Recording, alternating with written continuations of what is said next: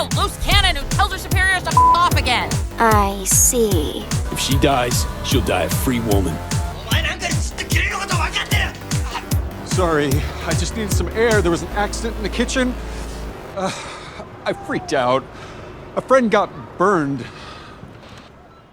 You heard it up top.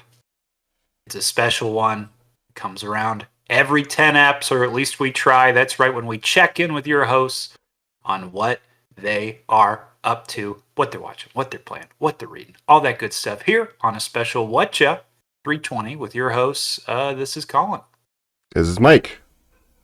And this is Baby Jacob coming at you. Right. Oh, man. Happy New Year's. Happy New Year. 320. Almost a full year of content. If you listen to an episode a day, we are closing in on giving you 365, baby. Oh. Yeah. The math is still tricky, but we can. How do you calculate that? If my calculations are correct. Yes, which is pretty incredible, you know. I want to ask you guys this. November. We're into November. Spooky season is over. How do you guys feel about November? You got, holiday season starting, Christmas commercials playing and stuff. Do you think it's too soon? How soon is too soon to start the whole Christmas thing? And I guess just a general question to add on to that. Have we ever done like a Thanksgiving episode? Is there like an early one called like Thank Normies or something like that? Oh, jeez. Okay. I don't think so. What's giving special? It was a Whatcha. Wow. 2022. Episode 220. 100 episodes ago. Wow. That's crazy. Whoa. The timing of this one, it's a little weird because we did just do the Spooktacular 2 weeks ago, which is kind of a Whatcha. But, with the numbering, it is 220. So we're contractually obligated to do a Whatcha. To that's right. answer your question, Jacob, we just left my favorite season. So not a huge November guy. Don't really care for Thanksgiving. And everybody who gets like so bummed out about the Christmas shit coming out, it's like, I don't know, who cares? You can't fight that shit off. I mean, I don't know. How do you guys feel? I like Christmas music and stuff in stores once it hits December 1st. I think, honestly, any time before that is too soon to me. November is kind of a transition month from spooky to Christmas. Thanksgiving is kind of a throwaway holiday. I like eating food, but I like seeing family and all that. No, it's just a throwaway holiday. You see everyone in your life throw away. Yeah, but you see them all a month later for Christmas normally, or for Hanukkah, whatever you celebrate. But I agree with you. Like the depression of spooky season being over always hits me like November 1st. Yeah. I think affective disorder. Yeah. Yes, non-spooky affective disorder, unfortunately. But I think it's way too early. Like, it seems like as soon as Halloween's done, we're starting to get the holiday shopping ads. That's too early. I'd say maybe not December, but at the very least, like Black Friday. Like, once Thanksgiving's done, then you can do Christmas stuff. Fair. That's fair. There's not really Thanksgiving music or anything, but I don't know. If I have to hear Mariah Carey before Thanksgiving, I just get so mad. She's been playing into the memes this year, though. I do like that. I like that song, to be fair. Do you guys like it? I know it's the meme that's overplayed, but I like it a lot. Yeah, it's a good song for a Christmas song. Yeah, there's a My Chemical Romance cover of it, by the way. Oh, sure. So, if you want to try that out. Paul McCartney song. Oh, sure. With the used we'll do an episode pressure where we count down our top 10 favorite Christmas songs. Yeah. Interesting. But you do bring up, Mike, bringing up the other holiday, quote unquote, inside this holiday leads me to a question I want to ask you guys. Do you Black Friday? And if so, what's the biggest Black Friday deal or thing you ever walked away with? I've never done Black Friday. I don't like going. I mean, if anything, I do online shopping, like a Cyber Monday. Cyber Monday, yeah. But now it's more like a whole Cyber weekend. But I've always hated Black Friday. I don't like going. I don't like the capitalism of it all. I don't like fighting people in stores and that kind of thing. But yeah, I think I agree. I don't think it's worth it for me to eat Thanksgiving dinner and then go to Walmart at 3 a.m. and stand in line to get a $50 TV. It's just the culture around it is too much. I think we've gotten too violent now. I think it's hard on the workers. I just don't think Black Friday. I think it was a mistake, And now But, with yeah. online, like, what's even the point of going to stores when you can get all the same deals online and just skip all that madness? Well, the first 10 people get a $50 flat screen, and it's worth punching over, you know? Yeah. Taking I a don't know. life over. I've got a TV Yes, already. yes. Yeah, it's fine. But Colin, how do you feel about the whole Black Friday? You ever participate? I'm trying to think. I think one of my PlayStations, either the 3 or the 4, exists because of some sort of Black Friday deal. But I don't think it was like I don't remember killing anyone to get it. I just think it was very cheap at Walmart, and I stood in a line, and I don't even remember it being that bad, honestly. So Okay.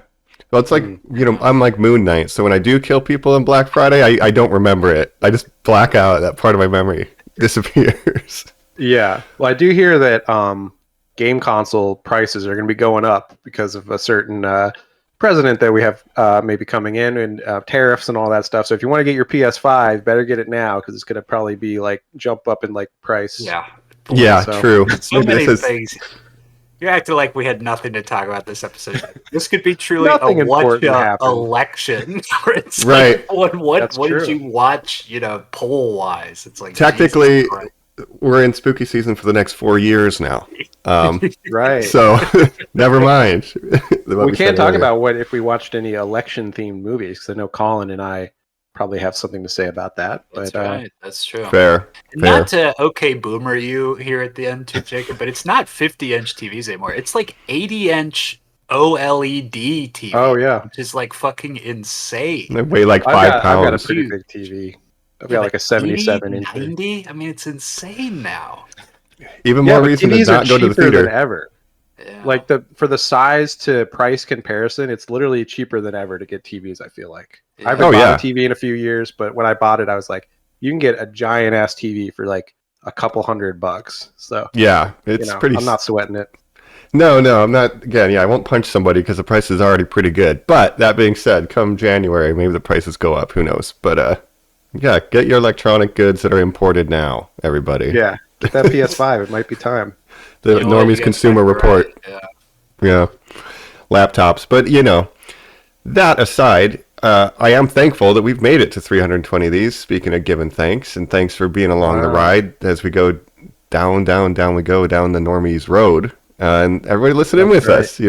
So Wow. yeah.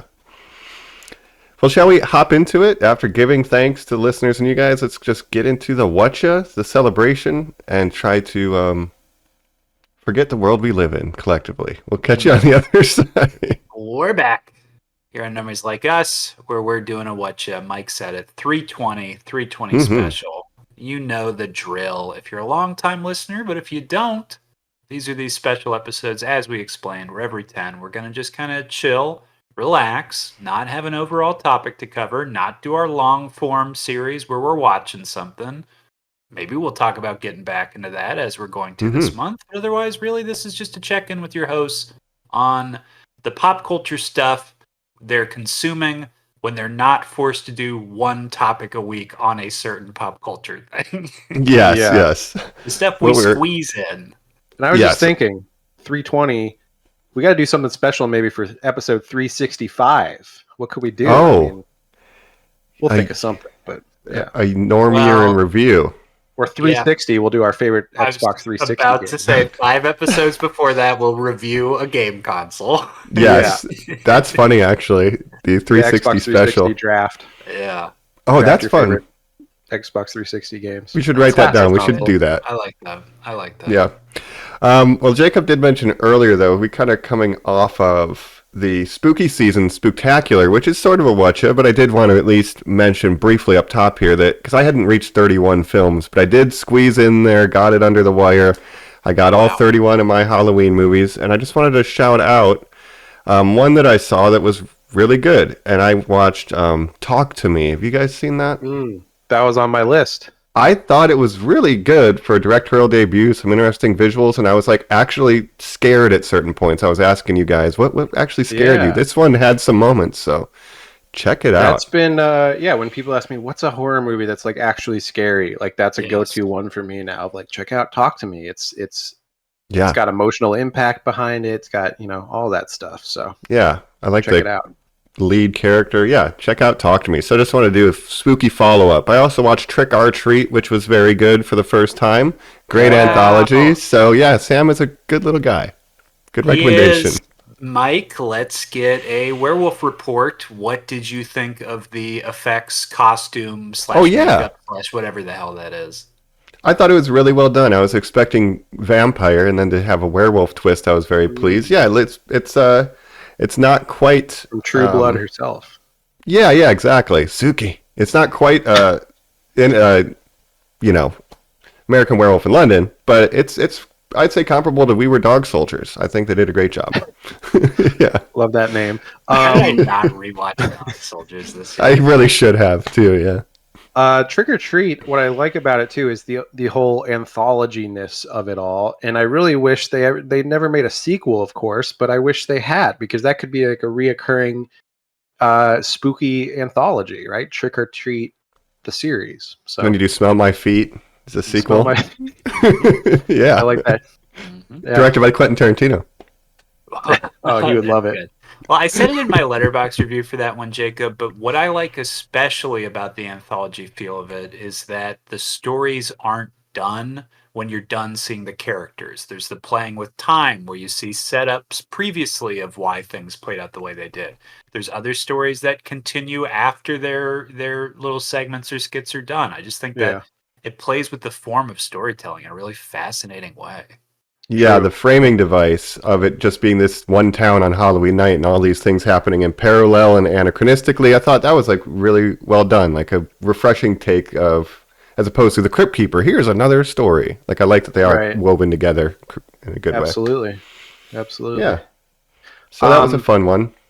Well, if I can piggyback off your Halloween, your spooky update, I too saw some additional movies after our Spooktacular, since we had a couple days until Halloween at that point. And I did watch, around Halloween, I decided to go old school and watch, I did watch Evil Dead 2013 earlier in the month, so I decided to watch Evil Dead, the original, and Evil Dead 2, and Army of Darkness, the Raimi trilogy that I love. And so that was super fun.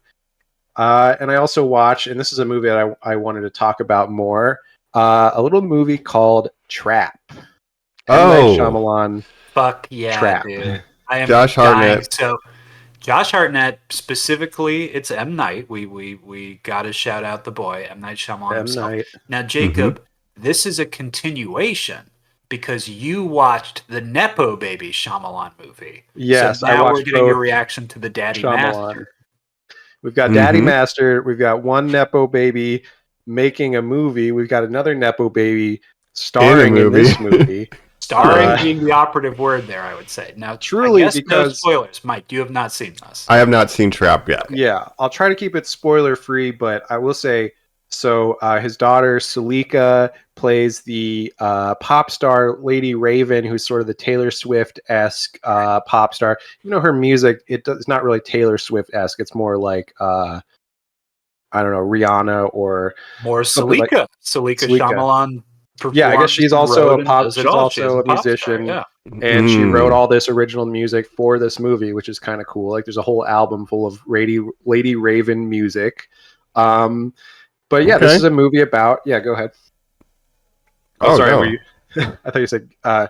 Anyways, this is a movie about essentially a Taylor Swift-esque concert, a mega concert. The Eras tour, right, was a big inspiration, which are these huge Taylor Swift concerts she's doing now, and how they become such a big event, and using that event to trap a serial killer. And this isn't a spoiler because this is kind of revealed right away. But Josh Hartnett is, who you think at first he's just a father, he's taking his daughter to this concert, but really he is the Butcher, a notorious serial killer who has been butchering people, obviously. Gotcha. So essentially it's like, what if Taylor Swift was working with the police and the FBI to catch serial killers? What would that look like? In like a super crowded venue, like I kind of see the hook. He notices all this police presence. They're blocking all the exits, and they're like slowly questioning all the fathers that are there with their daughters because they know it's a male, and they know he's going to be at this concert. So they're just like okay, just don't let anyone out. We're going to, by the end of this concert, we're going to figure out who's the butcher. So he's got to figure out how to get away. And that escalates and escalates. But truly, when I say Salika is starring this, it's a bigger part than I imagined, because I thought she'd be more in the background singing and stuff. She actually is in a lot of this and has a lot of lines and stuff and becomes a major part of the story. So pretty interesting decision there. But again, the nepotism of it all. But I find it funny because it's a movie about a father trying to be a good father while also having this whole secret double life. And I kind of see that as M. Night making a movie about maybe his film career and how he wasn't able to be the best father because he was so busy with his career. But then he's, letting his daughters, work with him and stuff. So that's kind of him attempting to be a good father, like this character. Interesting. So, yeah, I thought it's a fun movie. It's, M. Night.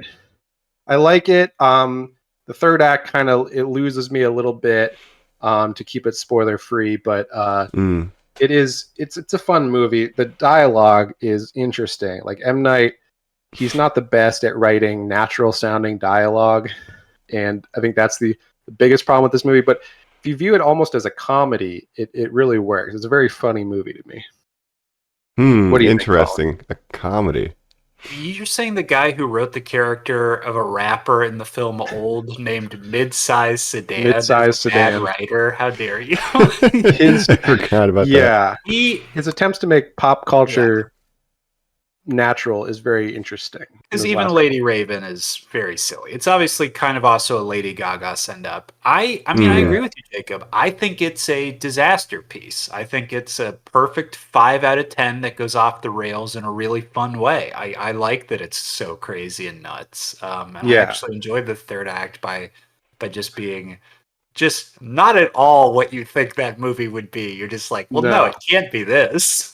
It's so insane. It's so arch. And like, we got to talk about Josh Hartnett's performance. I was talking to our mutual friend of the pod, Andy, who saw this movie. He didn't like it at all. He said Josh Hartnett's performance in this is one of the worst he's ever seen. Wow. Which I kind of see where he's coming from, because his line readings, Josh Hartnett, I mean, he's like a barely contained psychopath who's doing a really bad job of containing it, the way he talks, and it's amazing. To me, I like it because it's just so over the top. He's doing a performance. He's acting like a normal guy. He has gone on record saying he was inspired by a couple of serial killers and real life figures as well. I want to say, here's what I think he is, Jacob. Tom Cruise, American Psycho, Christian Bale being like, my whole performance on this like affable maniac. I think he's doing Keanu Reeves.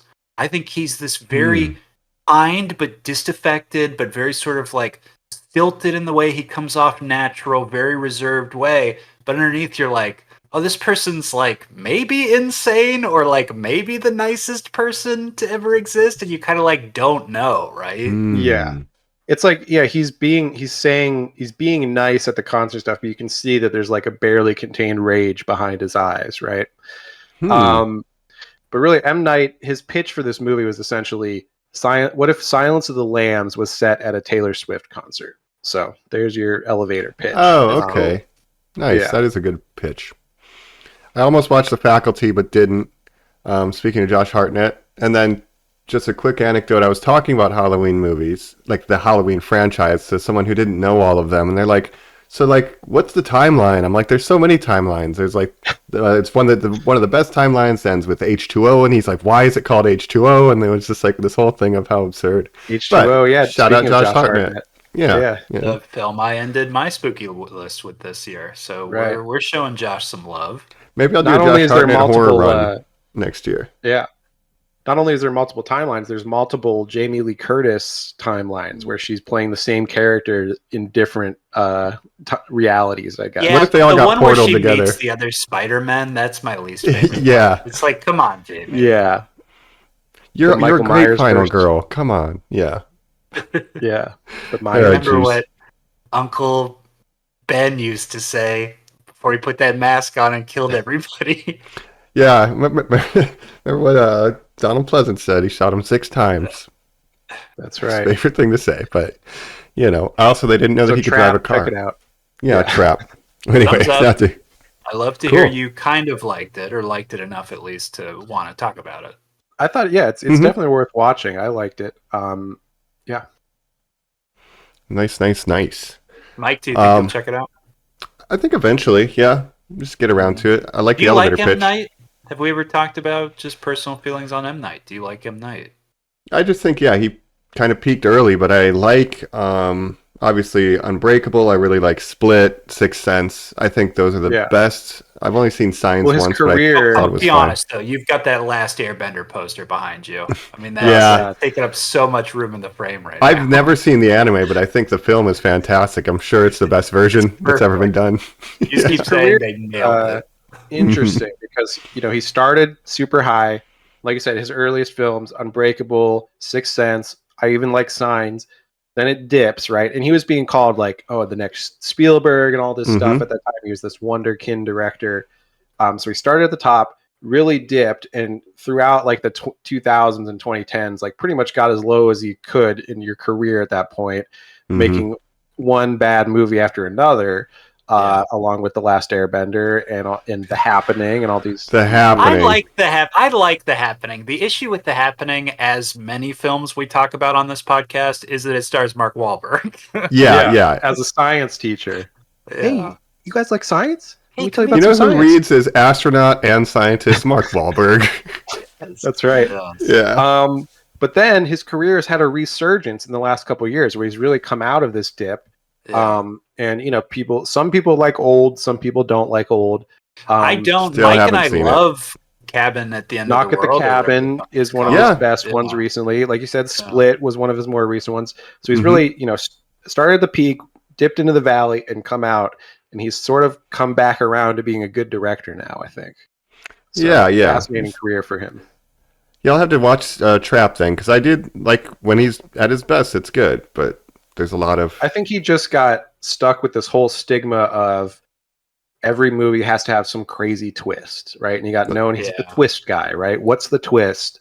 Like The sort of Village. got away from that. Yeah, The Village. It's just like, okay, yeah, it's a little manufactured. I fucking love Signs. I fucking love Signs is good. Yeah, I like Signs is good.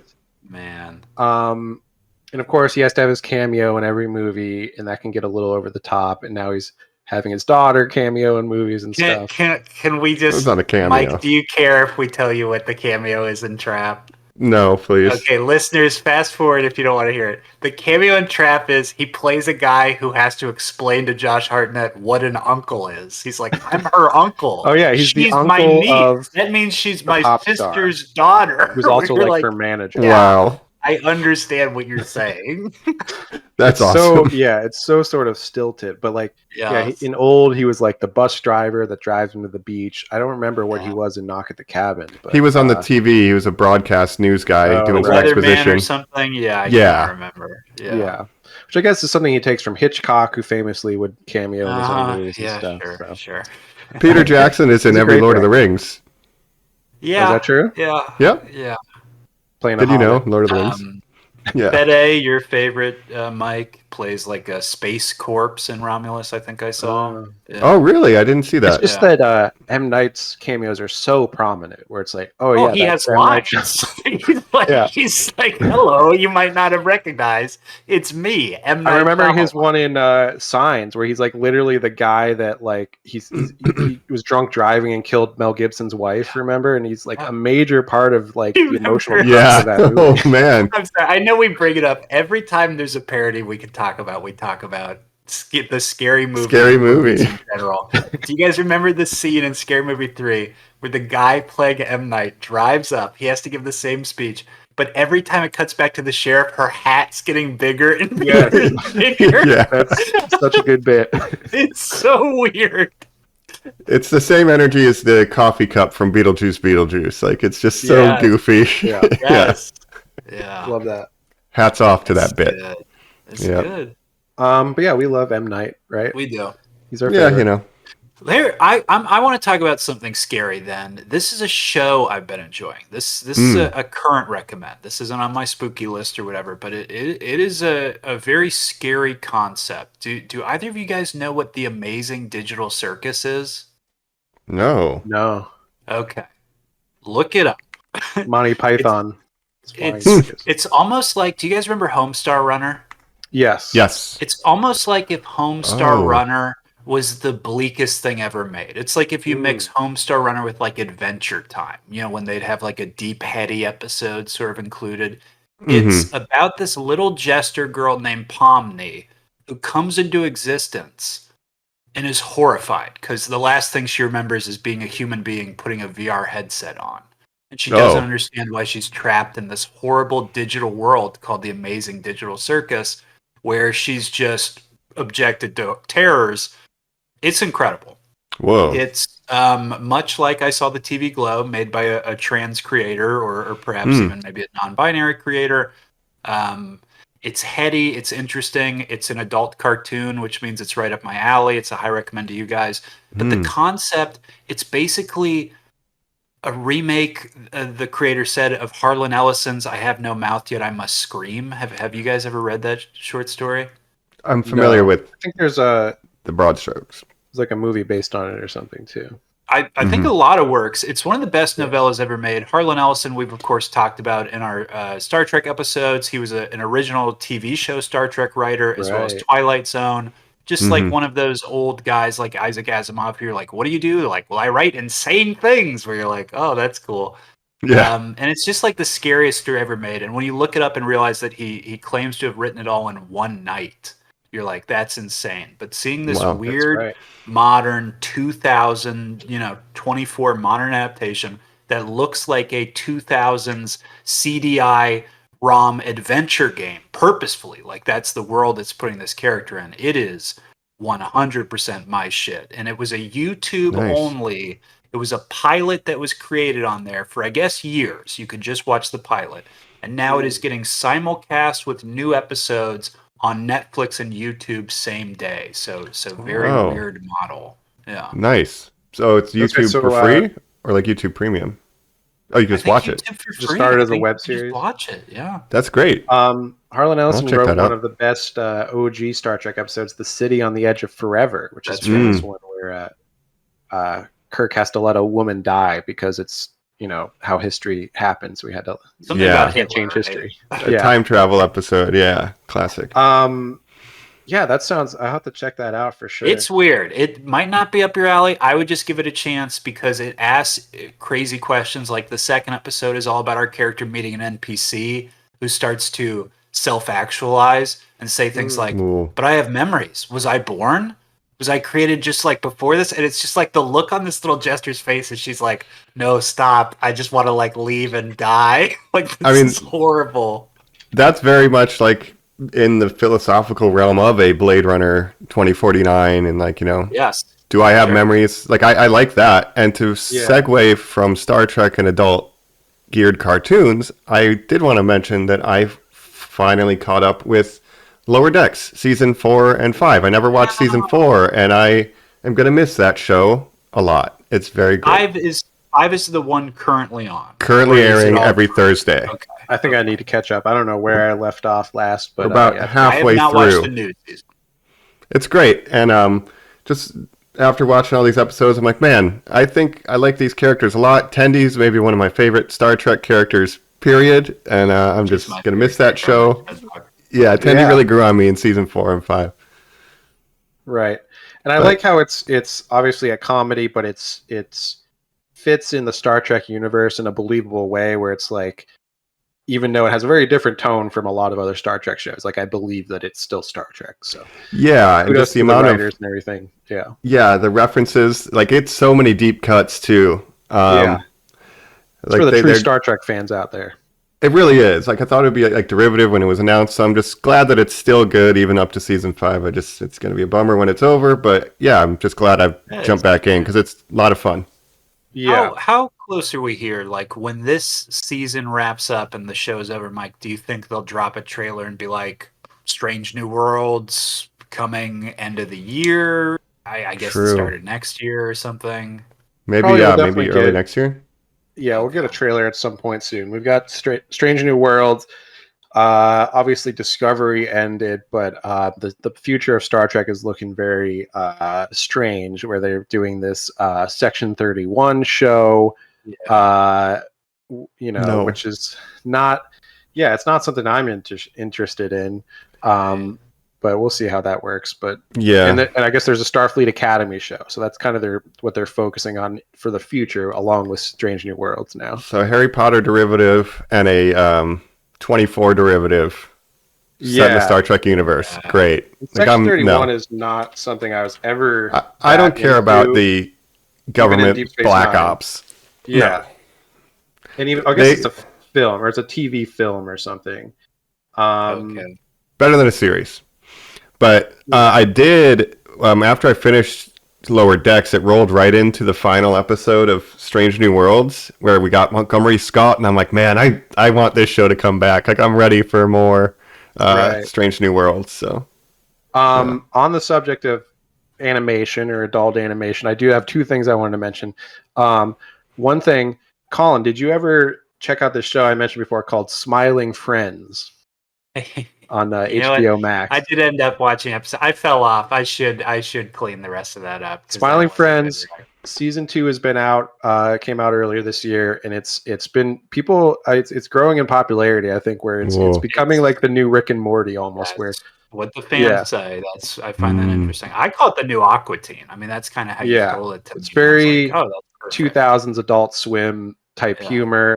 But I just love it, and I love the animation style because they'll have very different characters will be animated. Like they'll have like a stop motion animated character along with traditional animation and stuff, and they just do a lot of weird things that I like a lot. So that's fun. Definitely my kind of humor. Yeah. Nice. The other thing is I mentioned on a previous Whatcha a show that I really loved called Scavenger's Reign. Right, this was an animated sci-fi show that was on HBO. Was canceled on HBO, but then Netflix bought the first season, so it was on Netflix, and they were thinking maybe there would be a season 2 if people watched it enough. Well, unfortunately, there was just news recently that it will not be getting a season 2 on Netflix. So I blame all of you fucks out there that didn't watch it on Netflix. I got halfway through. I didn't finish it. I'm part of the problem. I didn't watch it. Wow. I'm depressed by how much production companies and studios in particular seem to be of the mindset that cutting their animation department is going to be the thing that saves their studio or makes them money. There's so many cartoons are getting canceled. I don't understand that. I believe they're just like, we'll let AI do the cartoons. Like I 100% think that's what the executives are where they're at. Mike, you might be unfortunately. Right. Did any of us watch that Zack Snyder Vikings thing on Netflix? No. Okay. No. I put a restraining order on Zack Snyder projects for myself. Yeah. Well, there's slow-mo sex. There's fucking wheat harvesting. Yep. Vikings in their wheat. But Scavenger's Reign was just such an original, interesting idea, and it's really a shame because it was in some awesome animation and just really cool original sci-fi that you don't get that much of. And so maybe, there's always hope that another buyer will be interested, but I kind of doubt it at this point. So it's just a real shame. And that show, the pilot was made like many years ago, and it took them many years to even get a full season order from HBO. So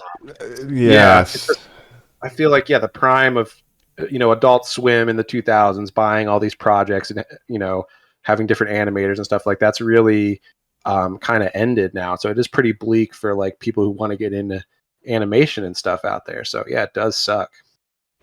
I think there'll always be a market, obviously, for animated stuff. Anime is big, but that's like machine. But I think, maybe there'll be independent studios. That's the future of it. There's like actually a passion for, there's but we also an audience. It's just going to be hard for distribution, I guess.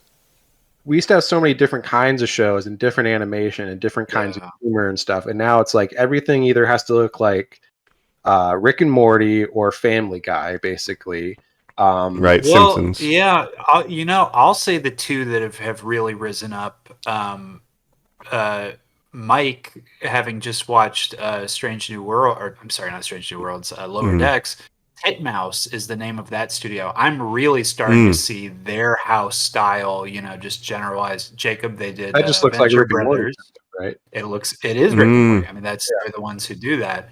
And Right. then on the anime side, like I just watched this recent Laura Croft animated offering that's on Netflix. Oh, right. And Jacob, same studio as that Arc thing evolved, same studio as Castlevania. It's Powerhouse. Powerhouse again has this Castlevania thing. Yeah, style. Netflix has their style. Yeah. But yeah, He-Man. even like you mentioned, Venture Bros. That's He-Man, yeah. one of the best shows ever, Venture Brothers, and it has a style that not many other shows have. And that had a really sad ending where they finished it with like a movie, but they could barely even get that made, and just got canceled so many times over the years. So right. Yeah. They struggled to ever, mix. And it was. I was 13 when that show started. I watched the end of it a year ago. That just shows you how like the breaks. It was essentially airing unbroken, but each season had like 3 years in between seasons because they just never knew when they were going to be able to make another season. Very handmade. Yeah. Mm-hmm. Yeah. But incredible show, one of the best ever. So Monarch. kind of depressing to think about Monarch. current state of animation and everything else. But Jacob and I went to film school together, if listeners didn't know that, and we have friends who work in animation. Shout out to Nick Siefke, a person we graduated with who's over at Netflix Animation. I am friends with him on LinkedIn, and to see the number of reposts, it's my whole feed, is just him reposting animation friends who say currently looking for work, out of work because XO reasons. I mean, we just had the whole fucking voiceover strike too for like video games stuff in animation. Yeah, very similar to the video game industry where it's like all these companies are laying people off. Oh, this game didn't reach what we thought it should reach in sales, so we're gonna have to lay off the entire team. It all sucks. It's bad. Yeah, it's unfortunate industry. Get your shit together, please. I needed my escapism, and I need it to be made ethically. Please pay people and let art happen. Please. Yeah, right. Like that never happened. Right. Well, I guess you do the worst transition ever from the Monarch to Monarch, the TV show of Godzilla, which I didn't like. I do want to note, I gotta crack a few eggs to make an omelet.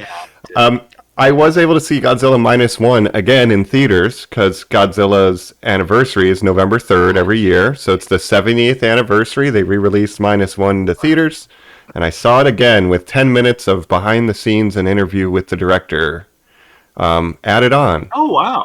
So just a little footage of Q&A and then some behind the scenes of how they did the special effects. Obviously, $50 million looks better than Ant-Man. They had only 35 people on the entire animation team.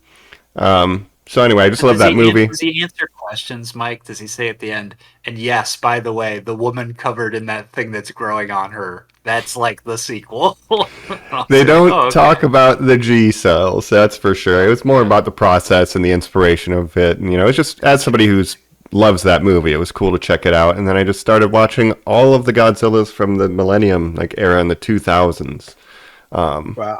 Which I hadn't seen a lot of them, and they have a really cool version of Mechagodzilla that appears in that time period called Kiryu.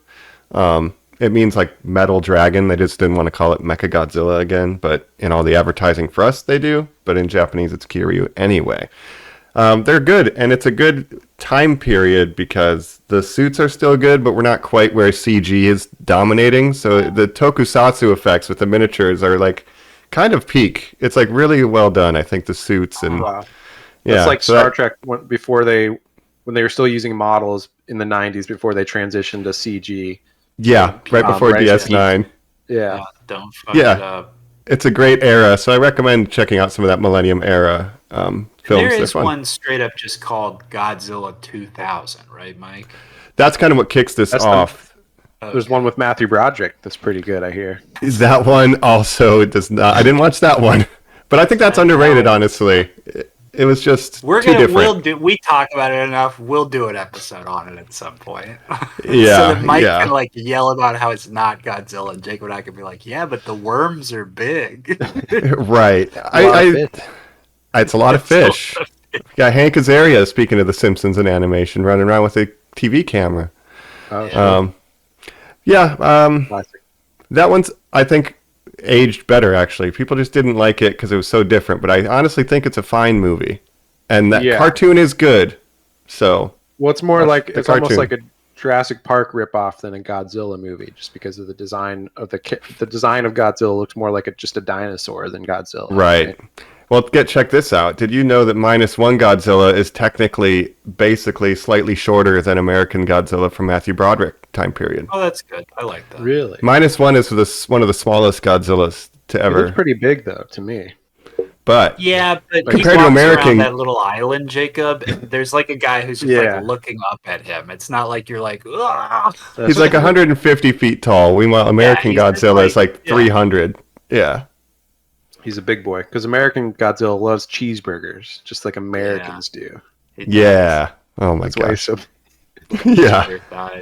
They had the Godzilla tie-in burger at like Carl's Jr., but not in North America because of licensing. It was all over the world, the Godzilla Carl's Jr., but not in America. Crazy. Mike, Americans when you were in love Japan, cheeseburger. did you eat some crazy fast food, like thing that it's like Japan's Wagyu McDonald's burger or whatever? KFC. This time I avoided the fast food. I was looking for a Taco Bell, but never found one. They did have the Wednesday burger that's all purple, like all that goth stuff. They had that, but I didn't try it. But a couple of years ago, I did go when they had a Kuro burger, and it's just a black burger. Like the bread is black, the cheese is black, and it was... not great. It was just a normal tasting burger, but I have tried a weird item there, but this time I avoided the fast food. Yeah. Sure. But yeah, Godzilla, I love him. He's my favorite guy. Godzilla. So how many Godzilla movies did you watch from this era? 4? I watched... Better question, what's left? How many... I mean, are you nearing the end of your viewings of all Godzillas? Yes, I'm getting close. I think I don't have the exact number, but there's a couple from the 60s and a couple from the 90s that I haven't seen. So, yeah, maybe 4 or 5. We're getting close to the end of it, but Wow. Yeah. So what year did you start in, and then what year are you up to now? I started in 1999 with Godzilla 2000. That one does have a CG villain. I don't love that. Then Godzilla vs. Megaguirus also has sometimes CG villain, but then it becomes a practical effect that I really like. That one's actually got a good fight. It's like a big bug monster. Godzilla, Mothra, King Ghidorah, Giant Monsters All Out Attack. People call it GMK. That one's actually super sick. Yeah, that's a high recommend. And then Godzilla Against Mechagodzilla and Tokyo SOS have Kiryu in them.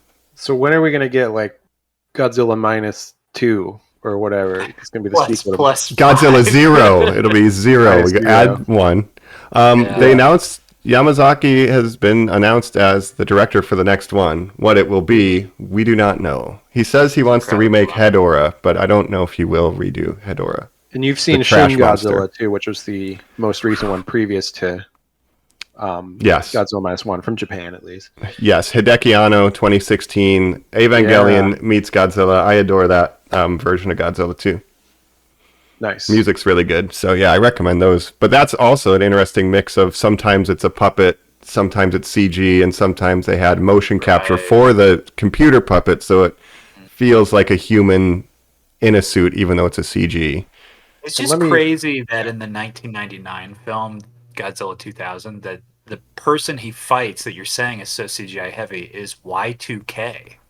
Basically, yeah. Yeah. Fights the concept of Y2K. He fights the entity, I think. I like when he fights esoteric concepts, like Hedorah, like the pollution problem. Let him fight global warming. Yeah. Fights the entity that blows Joe Biden's mind. Yeah. And let me ask you this one last thing about Godzilla 2. I could go all day.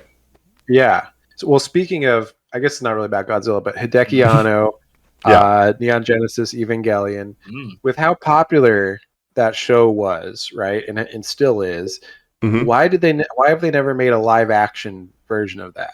Right? Well, or maybe they have, and I don't know about it. But I don't believe so. But Netflix is in this phase now of Yu Yu Hakusho, One Piece. Right, that's got to be. I mean, it's they do. I guess it's such a cultural artifact of Japan. Like people love love that show to this day in Japan, and like it's Yep. it only got one season, and the ending was very strange, very divisive to some people.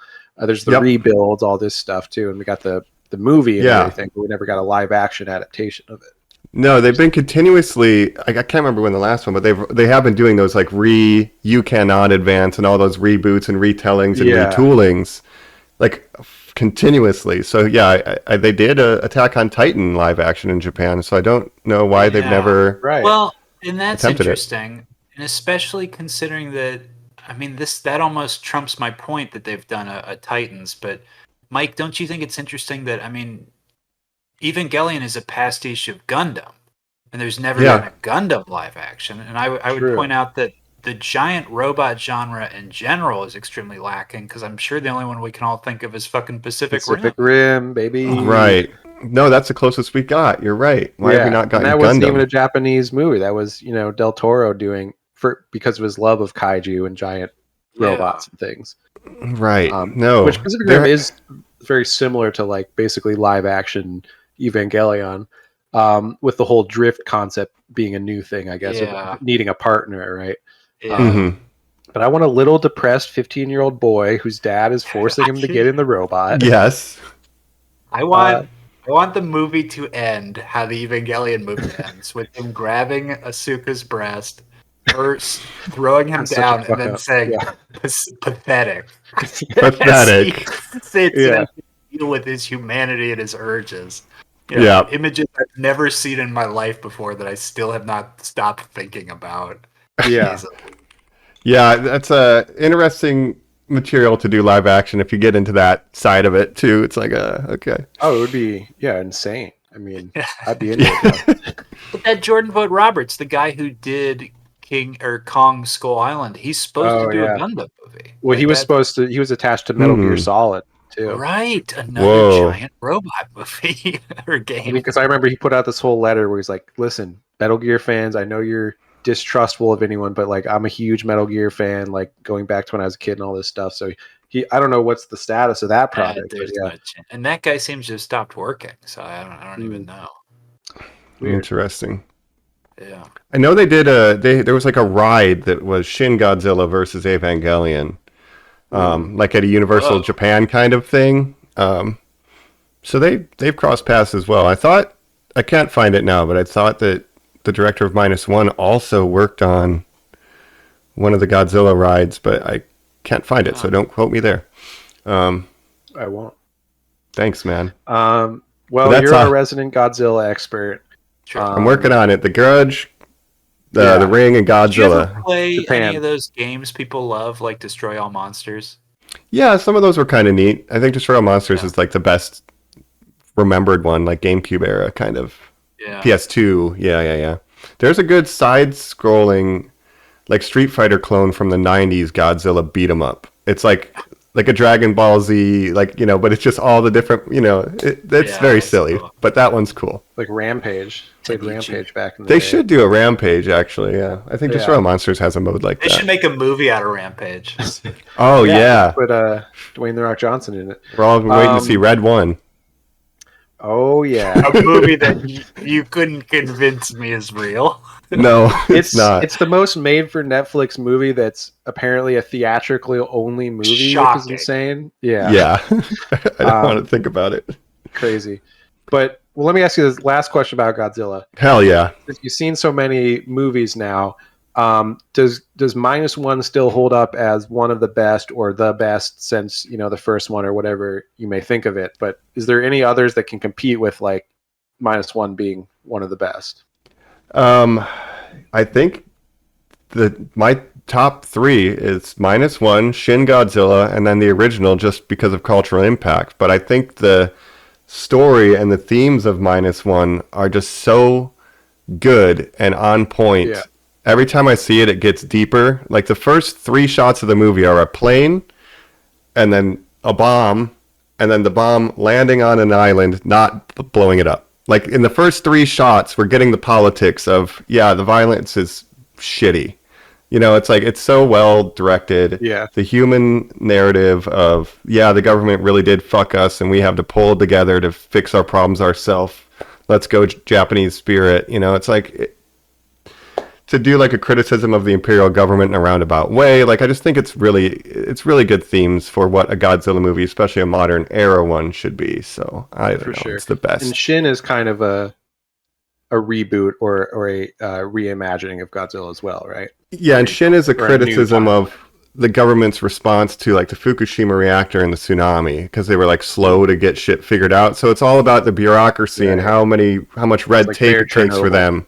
Yeah, basically. So it's a result of slow response time that people suffer. And Shin Godzilla is my favorite version of the character, like visually. He's very scary. Badass. Yeah. And his fire breath is the best. Toys people make where they like reskin a Shin Godzilla and they make a cookie monster. I've seen that, yeah. I really hate it. It's very silly, yeah, with his hands wanting to hold a cookie because they're upright. I think the second head at his tail is like Bert or Ernie or Grover or one of those other guys. Yeah, no, those are very silly but still disturbing. But yeah, Shin Godzilla. Shocked to hear that, Mike.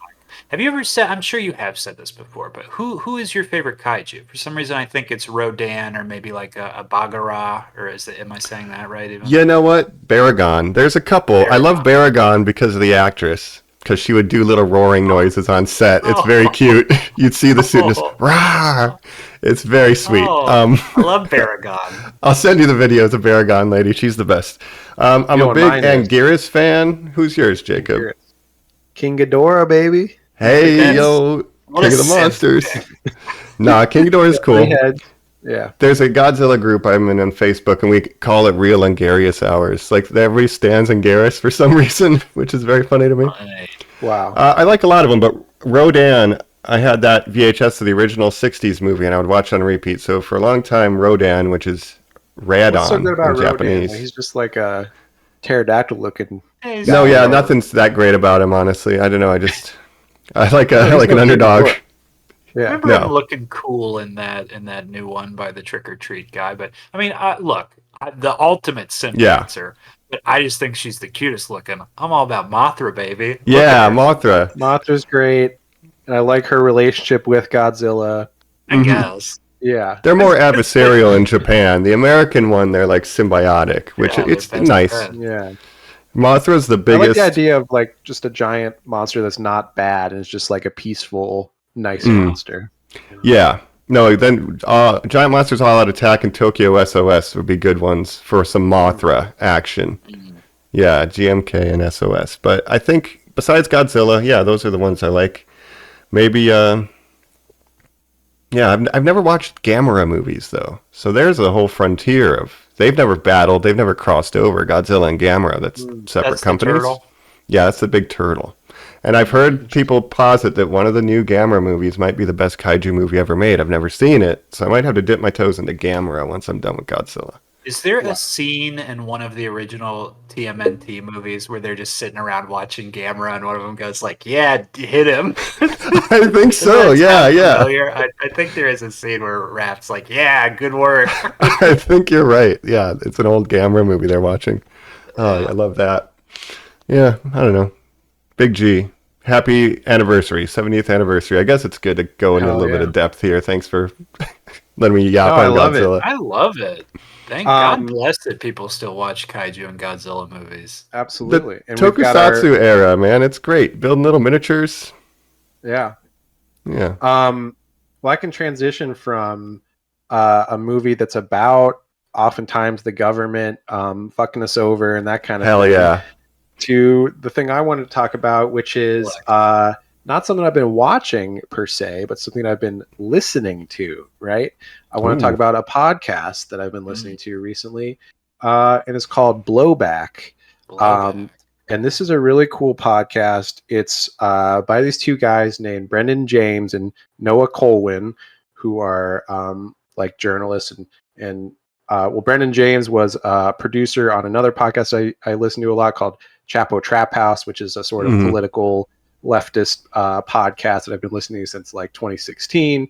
But this is a podcast. It's sort of an audio documentary, but it's all about American history and foreign policy, like basically from post World War II on.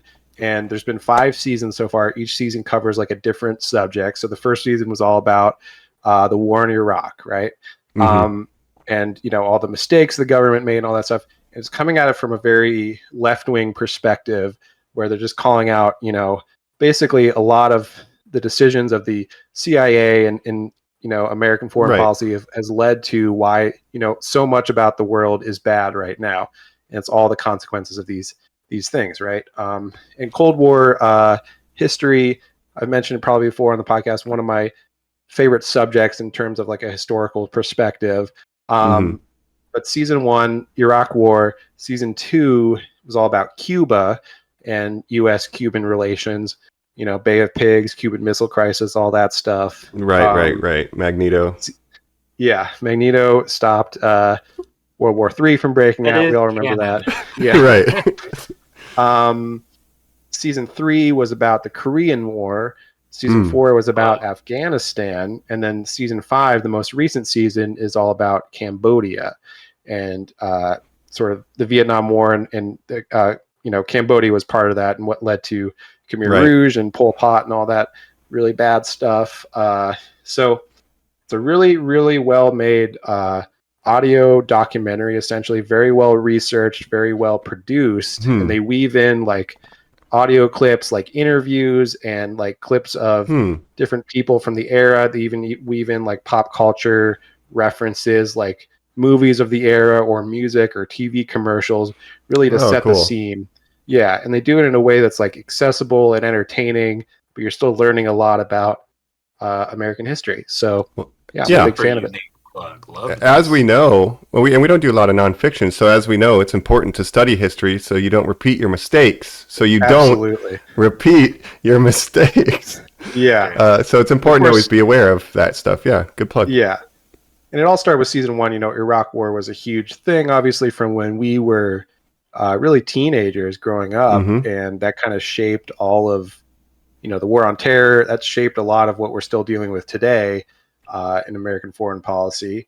But yeah, I'm a big fan of documentaries. I don't talk about it too much on here, but I think nonfiction can be really interesting. It can be really entertaining while also you're learning a lot. So check out Blowback Podcast. Honestly, I'm just so happy you're listening to a different podcast than Joe Rogan and Kill Tony. Those are my faves lately. Trying to get Mike and I to listen.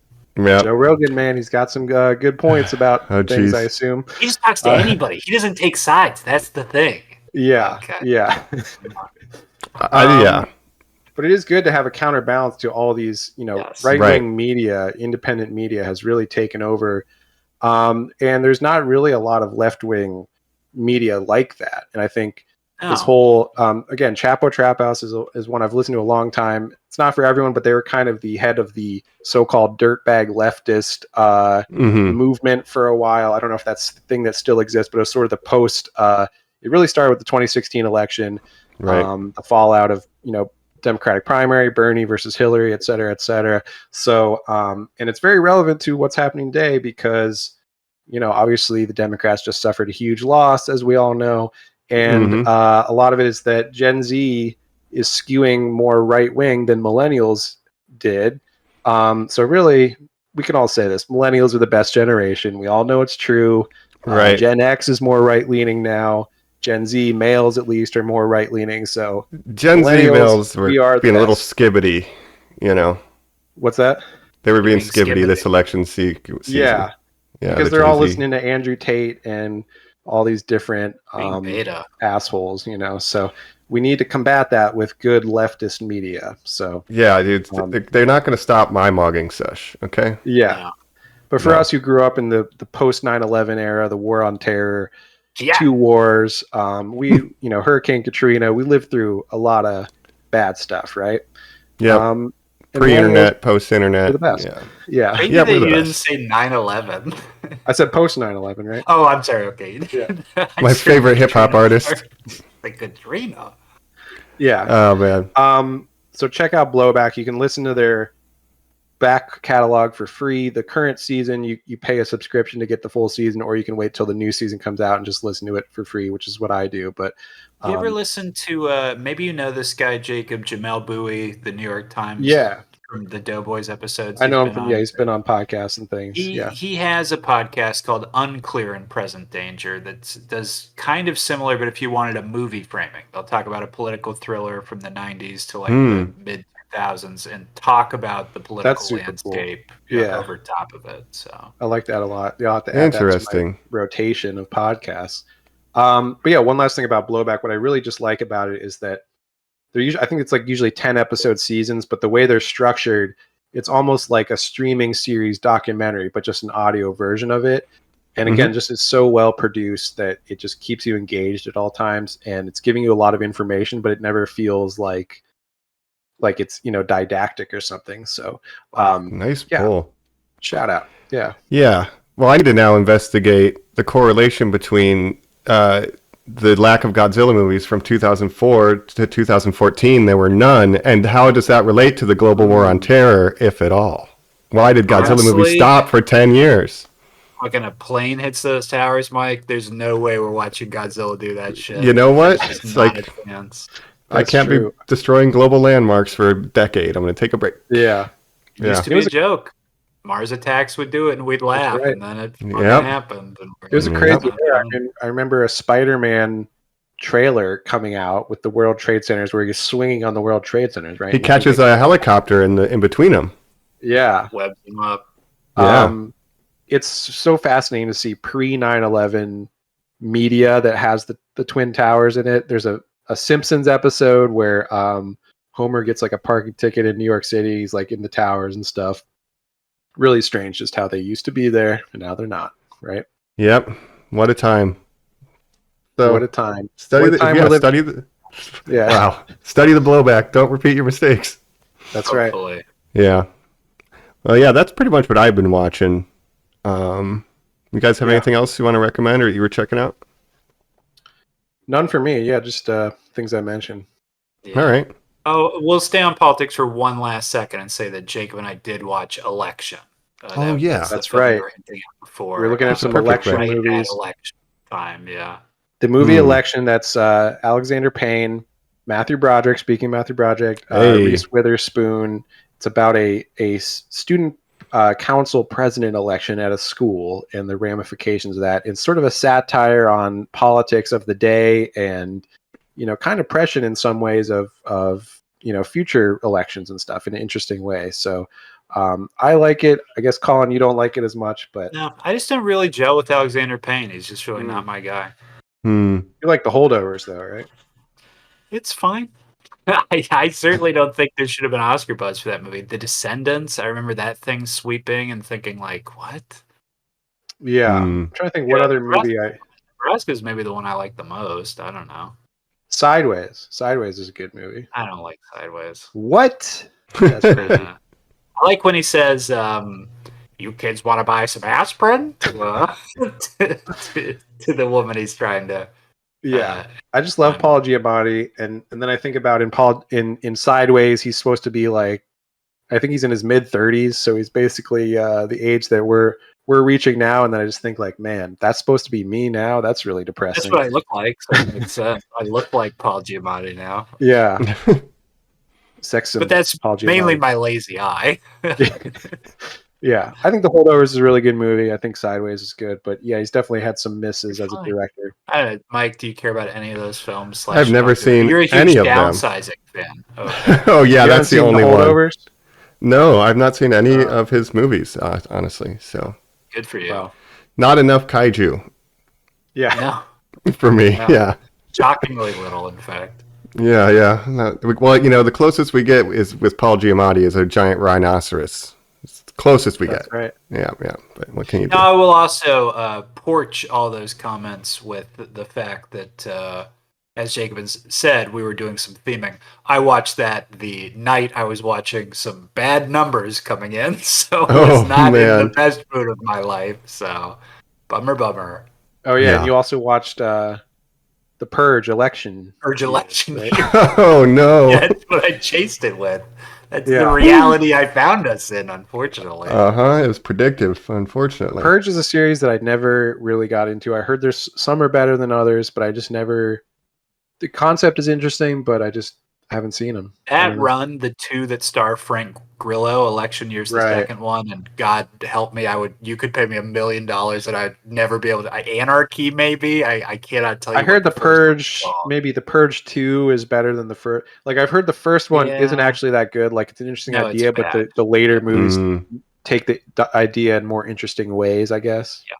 Because the first one's more of almost like a bottle movie where it's all Mhm. takes place in a house, right? Where you want to see right. more of what's going on in the Mhm. outside. So I see. maybe we'll do the Purge series one day after we finish I wouldn't one of our mind it. long form series. Yeah. No, we're not dedicating it to that. We'll do one episode in Spooktober called Purge, and that'll be it. Thank you. Sure, Mhm. sure. We'll just get it all out in one go. We'll just purge it. Yeah. Hey, I love Thank the you. Purge. Jake, we're pushing for Saw to be our next long form series. What? There's Oh, just God. 13 of them. Look, when you get great. to Spiral, a Saw story, you're not going to regret it. Okay. Yeah. Spiral, a Saw story. Isn't that what I'm thinking? I hope. Spiral from the book of Saw, of From course. the course. book of Saw. That's right. That's like a different book than the Book of Boba Fett. Spiral, Han Solo, a Spiral story. Yes. Oh Yeah. my gosh. The one with Chris Okay. Rock in it. Anyway, any other shout outs for what we've been watching, or should we No. move into what we've been playing? Let's do it. go. Let's play it up. We're back here on Normies Like Us, where we've just been hanging and banging as we're talking Whatcha. Now we're going to be talking Whatcha as far as the gaming world. And I'm going to jump in. I'm going to go first because I know you guys kind of have some similar stuff to talk about. So I'm just going to get the one game I'm doing out of the way. Yep. And especially because I think it's maybe the most topical or most recent. I have the new Zelda game. Zelda, The Legend of Zelda: Echoes of Wisdom. Sure. Echoes of Wisdom. That's Is the that one where you Switch? play as Zelda. AKA the Zelda game. For once, Oh. when Zelda, you tell your not mom, The I'm Legend going of to play Link. Zelda, and she says, Yeah. "Oh, I love that Zelda." No. Such a It's nice boy. That's cool. Okay. Yeah. What's the gameplay like? I'm looking at the box art It's right now. totally based around something kind of similar to the last large 3D game, the open world sequel to Breath of the Wild, Tears of the Kingdom. Of course, introduced that sort of inventor feel where you're combining things, summoning things, doing that. This is a 2D platformer. It's a return to the original quote unquote style of Zelda gameplay, but it involves her invoking and creating objects, and you sort of like using those to puzzle solve in a very Tears of the Kingdom coded way. Okay. I mean, I mentioned before we've talked about the Tears of the Kingdom and Breath of the Wild. I like that Nintendo has kind of pushed Zelda into like almost educational space. Yeah. Like brain, like problem solving Yeah. without obviously, less violence, I guess. It's like we don't always have to sword it, right? It definitely seems like they're taking a step away from that. And obviously, puzzle solving has always been a part of just early video game play. So that I agree with you, Mike. That does make sense.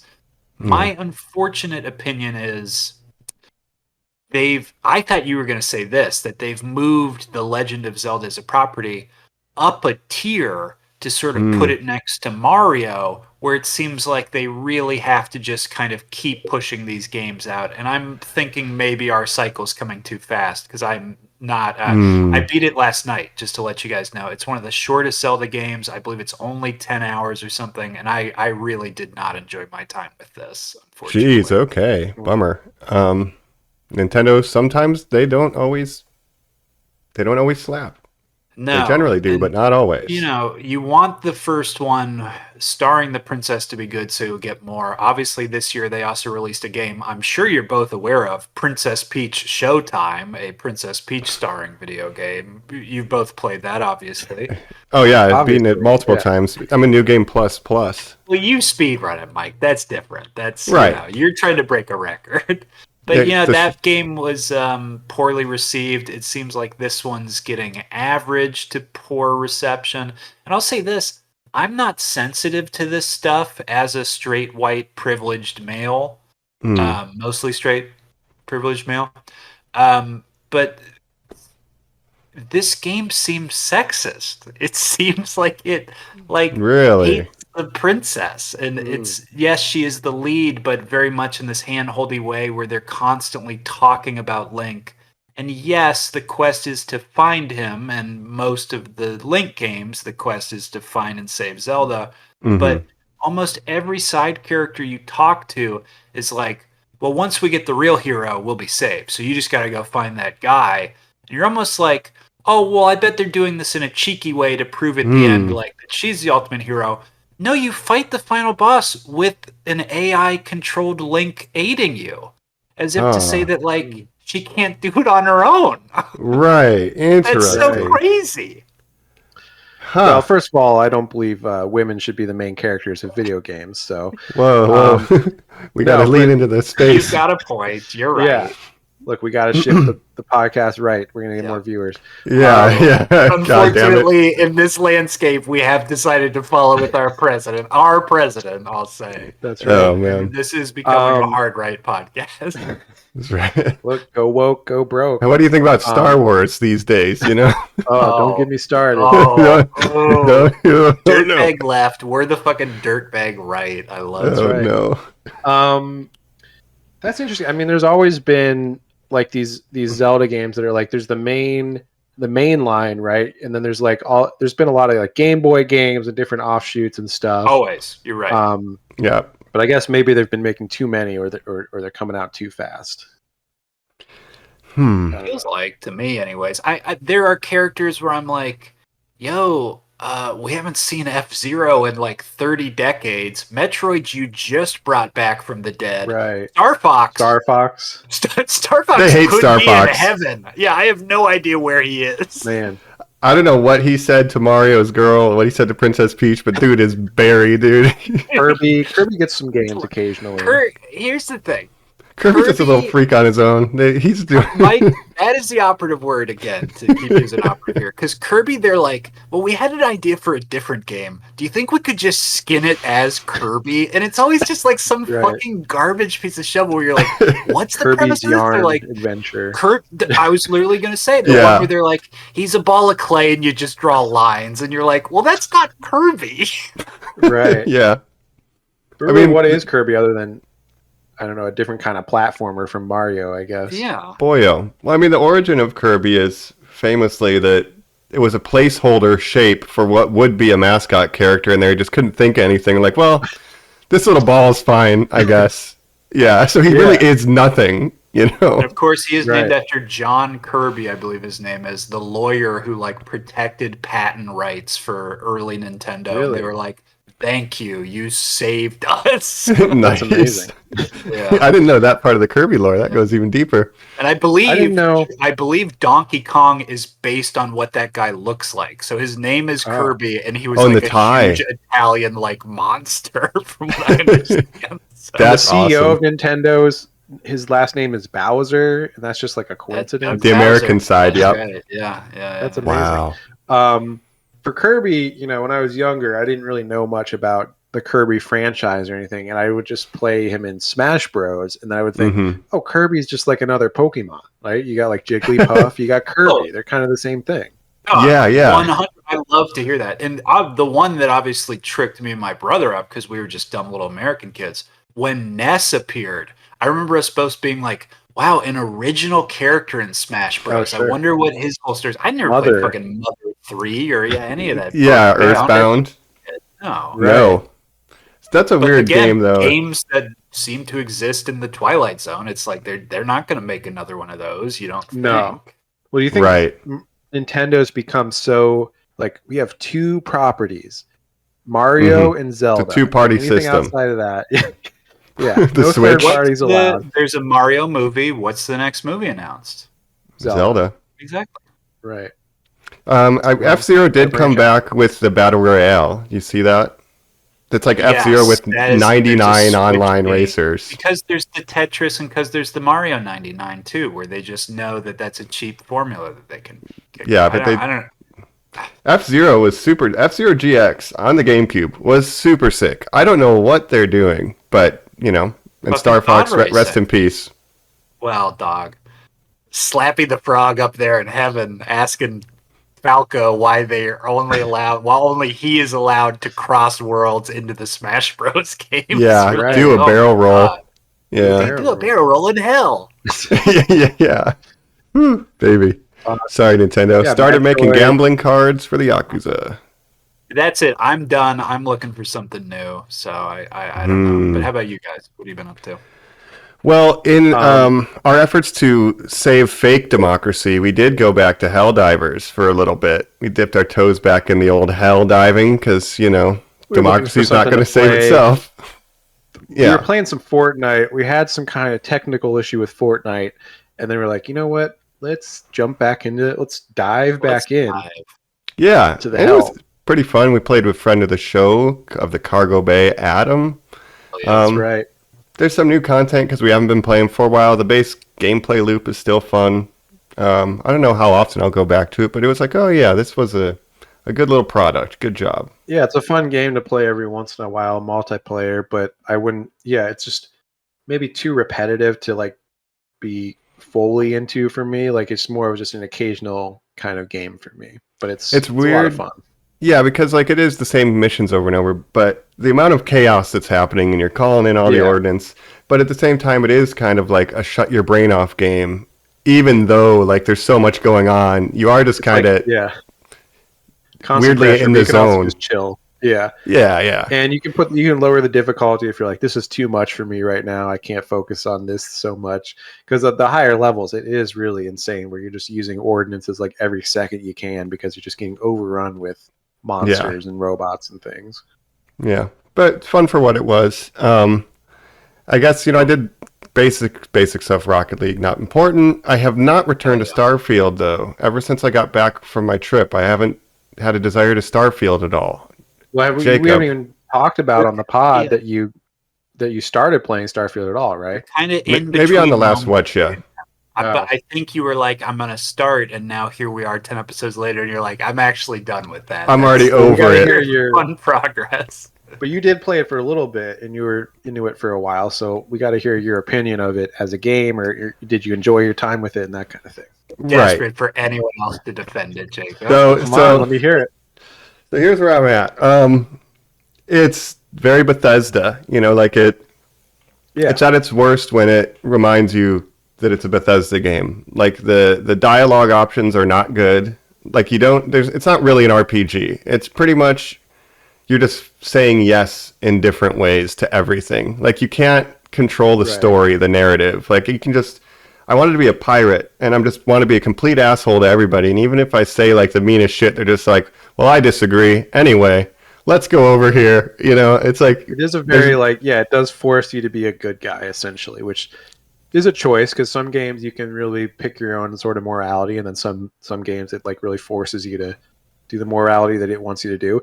And also, if you have any companions with you, like all of the main companions will just get mad at you if you do anything less than, ideal. So like, you don't want to piss off your companions. Like for me, I had a certain buff anytime I had a decision that my companions liked. So I would always be doing the good thing, right? I was a real goody two shoes, but I can understand how that's frustrating. No, I married an ex-assassin. Yeah. So that was so she was okay with some morally gray activities. She's but the most morally gray one, but even if you just straight up start killing people, she's gonna be like, yo, why are we doing this?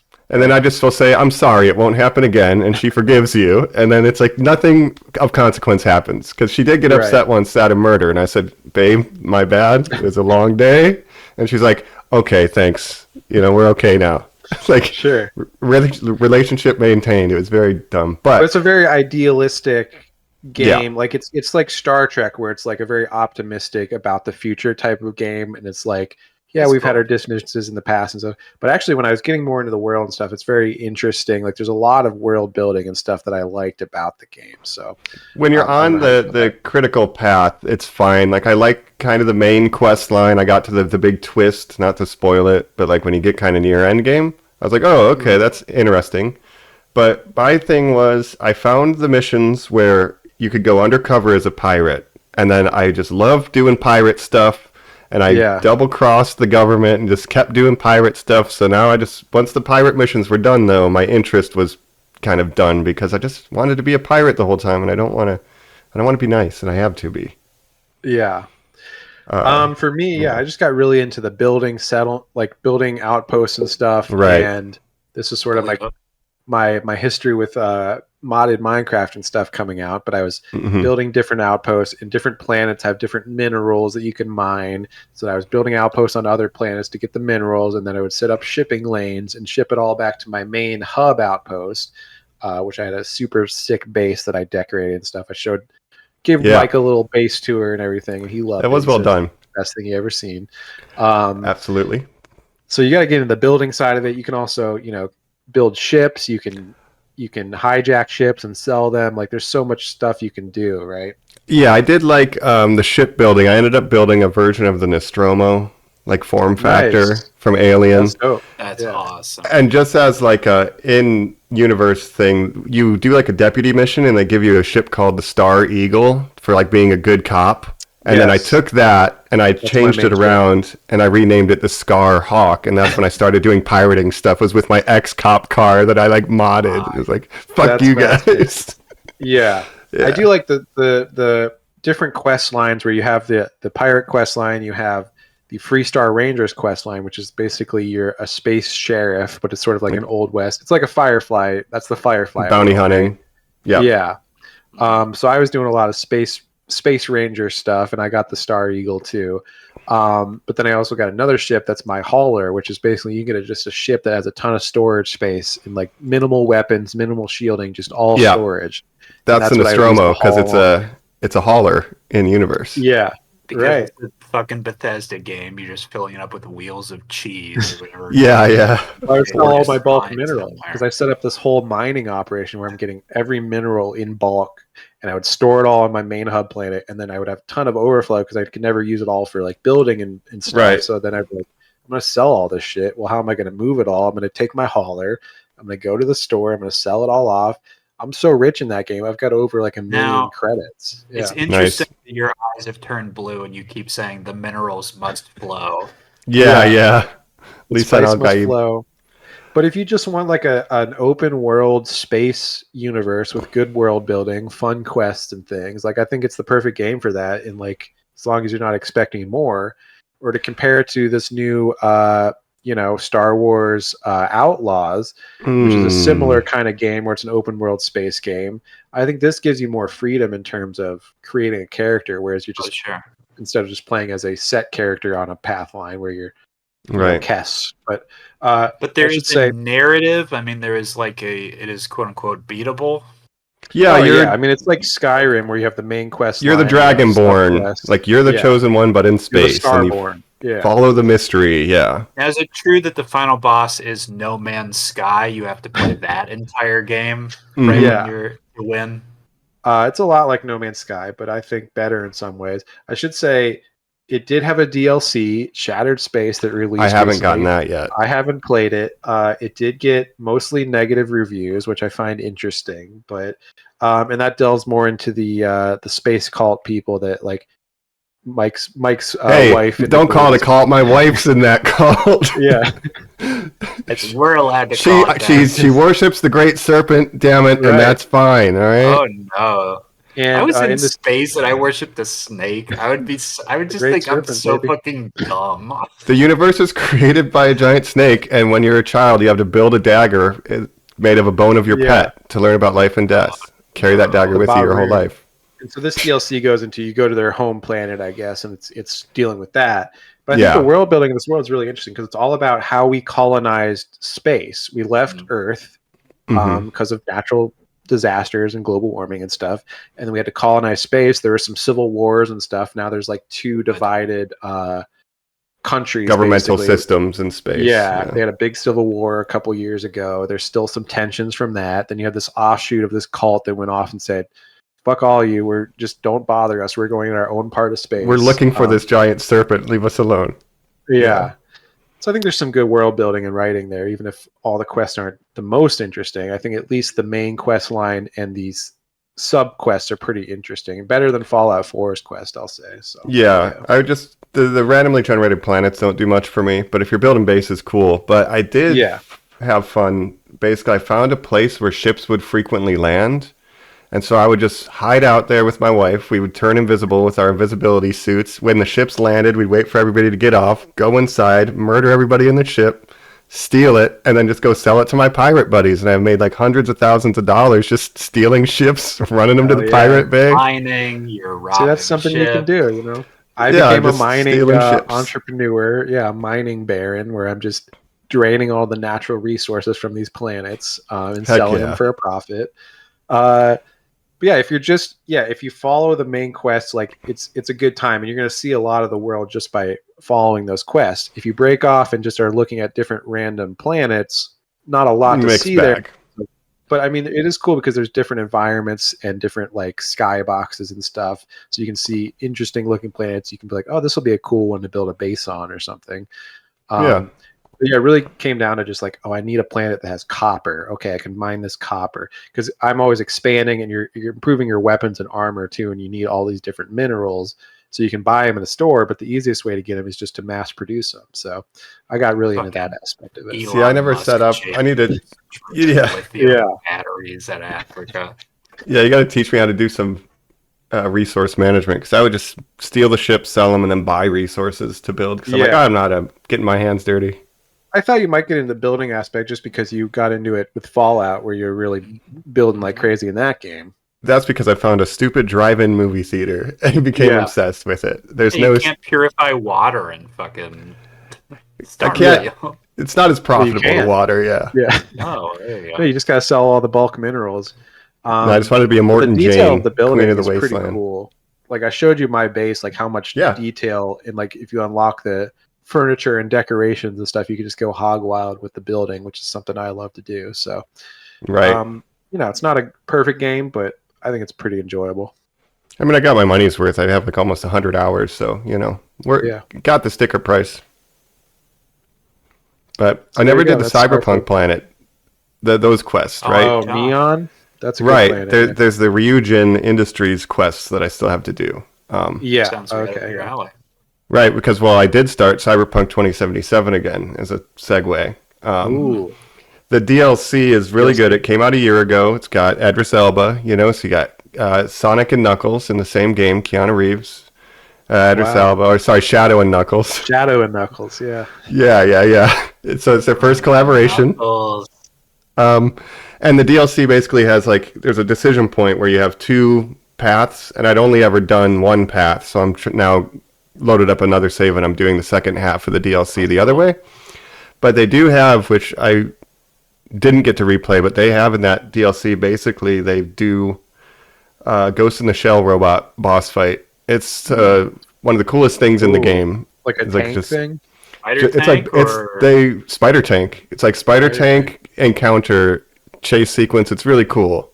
So that's a cool part of the DLC. And right now I'm in a kind of alien isolation thing. There's like a rogue robot chasing me, and I have to alien isolation avoid it. It's very similar. I'm like, oh, look at you guys, a little horror in this game. That game was incredible. Yeah, that's a game I need to get back into at some point, play the DLC and everything. And I actually never played it since they did the whole revamp of how a lot of the systems work and stuff. So I might just do I don't know if I'm going to do a whole new playthrough, because I've done 2 full playthroughs before in that game. But they revamped just a lot of the combat, the how you upgrade weapons and things like that. Yeah, even the perk chart and leveling system is different, and you can re-roll your perks anytime, and you can do a full stat re-roll once, but you can reassign your specialties kind of on the fly, so that's pretty cool. That's dope. I never beat the base game. Well, I recommend the DLC highly, and remember, we just got to get prepared for our capitalist dystopia, right? So let's go get in the cyberpunk mode. It might hit too real. But I play all these fucking bad Switch games, and then I barely touch my PS5. The last time I did was fucking Elden Ring. So you're making me think here, Mike. The DLC is it's one of the best DLCs I've ever experienced. A full game. It's better than any of the Skyrim DLCs or stuff like that for a large open world. Shattered Space. Yeah, I'm sure it is, and I have not played it. Yeah, so I'm enjoying that a lot, and just listening to "I Want to Stay at Your House" on repeat. Wow. Classic. Well, you know me, I'm the open world king. I love to play every open world game that I can get my hands on, even if they're bad, even if they're Ubisoft open world crap or whatever. I try to play them, but so I love Cyberpunk. I love CD Projekt Red. I think they are superior to Bethesda now with Witcher 3 and Cyberpunk back to back. Yeah. And having like stopped playing Starfield to play Cyberpunk, even like just NPC interactions, I'm like, this is just like leagues ahead of what Starfield is doing, and it came out 2 years ago. It's a different. I mean, Starfield has a bigger scope where you can go to all these different planets, whereas Cyberpunk, I mean, the city is an incredible achievement in itself, but it's still you're just in one city. It's like a foot long but a mile deep, as opposed to like 5 miles wide and 1 inch deep kind of thing. I love that, dude. Well, yeah. Jacob, it's pretty much confirmed to recoup their loss. Their next game is Witcher, right? I don't know, because the way Witcher 3 ends, spoiler alert for if you haven't played it, but essentially I think if they made another Witcher game, it would be focusing as Ciri as the main character, which is Geralt's adopted daughter, basically. Right, and we said earlier, ladies shouldn't star in games. Yeah. So that's... I am worried that the backlash from certain people would be like, oh, they're going woke, they're making Ciri the main character. But I actually think that would be a fun game, because you do play as Ciri in certain parts of The Witcher 3, and she becomes a Witcher in her own right. And so I think that could be a way to go. I think Geralt's story in the games is kind of over. Like, I think they covered everything they need to cover in Witcher 3. To extend that, it would just be like, I don't know, it would just cheapen it all, because his story's ended. Like, he's come, he's learned everything he needs to learn, but Ciri could have a whole new story. So, well, and I am a video games journalist, so I will be using the headline Witcher 4 more like Woker 4. Oh, jeez. Yeah. Well, with the way that show is ending, it's very depressing. That show, of course, we all know what happened with that show, but Liam my dad loved it. My dad watched every season, and he would constantly talk about how good it was, and I'd be like, people don't like it.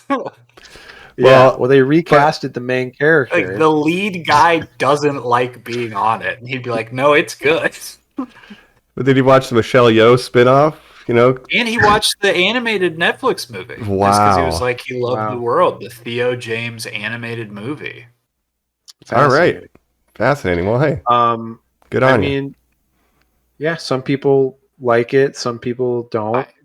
Why do they like it? Yeah, Henry Cavill didn't get along with the writers, I guess, because he wanted to be more accurate to the books and stuff. Yeah. They wanted to do their own thing. Now looks like his Warhammer is not even going to happen. So what happened to Henry? We need to bring Henry back.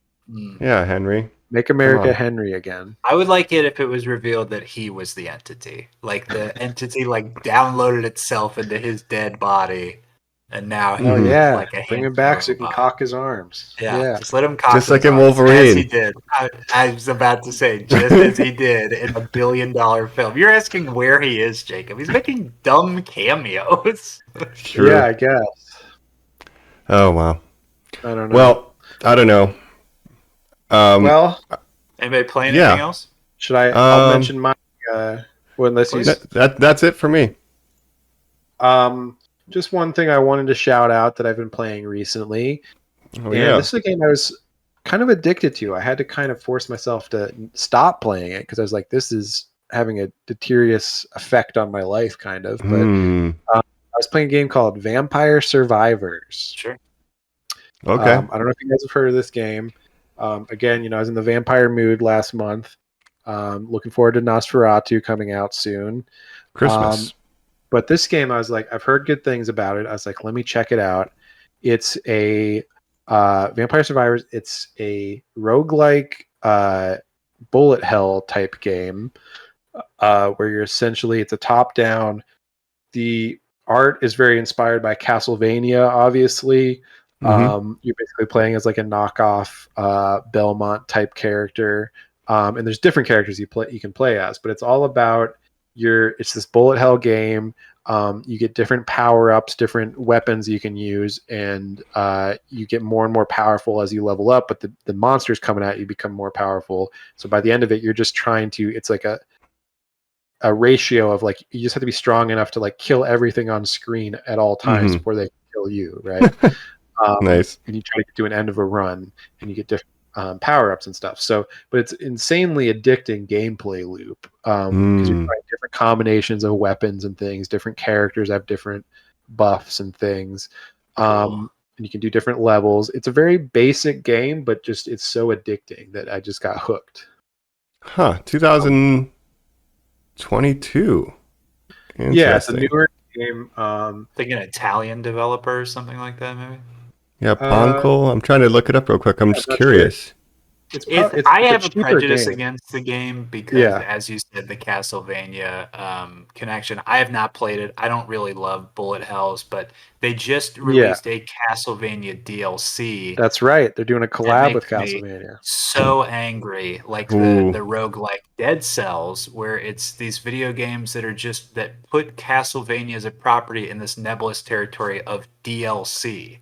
I'm like, I don't want that. I want a new Castlevania game. Well, but it's a collab with Castlevania because they are so inspired by Castlevania. But it's a different kind of game than Castlevania, right? It's not a 2D side-scrolling type game. It's a top-down Metroidvania. Yeah. Right. Yeah. So it's a top-down bullet hell, and I'm not usually a bullet hell kind of person either. But it's I just heard good things about it. I was like, I'm gonna check it out. It's a cheaper game. I think you can get it for like I don't know how much, $20 or something, but it's a lot of fun, and I played it for like 12 hours, but I was like, I gotta stop before this ruins my life, because a normal run is like 30 minutes long, so you do one run and then you're like, I want to do another run. That makes sense. Yeah and you just want to try different combinations and you just want to get the most sort of optimized loadout that you can get and stuff. But the roguelike part of it comes in, like you never know what weapons you're going to get, and you can choose, like every level you choose between 3 different power-ups, so you're trying to build up, and if you keep leveling up your weapons, you can get like super evolved weapons by the end of it, so you want to build your loadout in a way that makes sense. So it's quite addicting, but very fun game. Yeah, that's cool. Is it multiplayer? That's what I've been playing. There might be a multiplayer option for it as well. I'm not sure. I haven't done multiplayer, but It's just a great title, Vampire Survivors. Vampire Survivors. Killer title for a video game. And I guess this is becoming sort of a mini genre of games. This bullet, I guess they call it bullet heaven, where it's like this roguelike bullet hell type of game. There's other versions of it. Like there's a I forget. There's dwarf. What are those? There's a game about like dwarfs that like mine minerals and stuff. Dwarf Fort. Deep Dwarf. Deep Rock Galactic. Yeah. There's of the main game of Deep Rock Galactic called Deep Rock Survivors or something. That's basically this game with those aesthetics. That IP. Interesting. Nice. I hadn't realized Dead Cells straight up did Castlevania. Sorry. Oh no, you're good.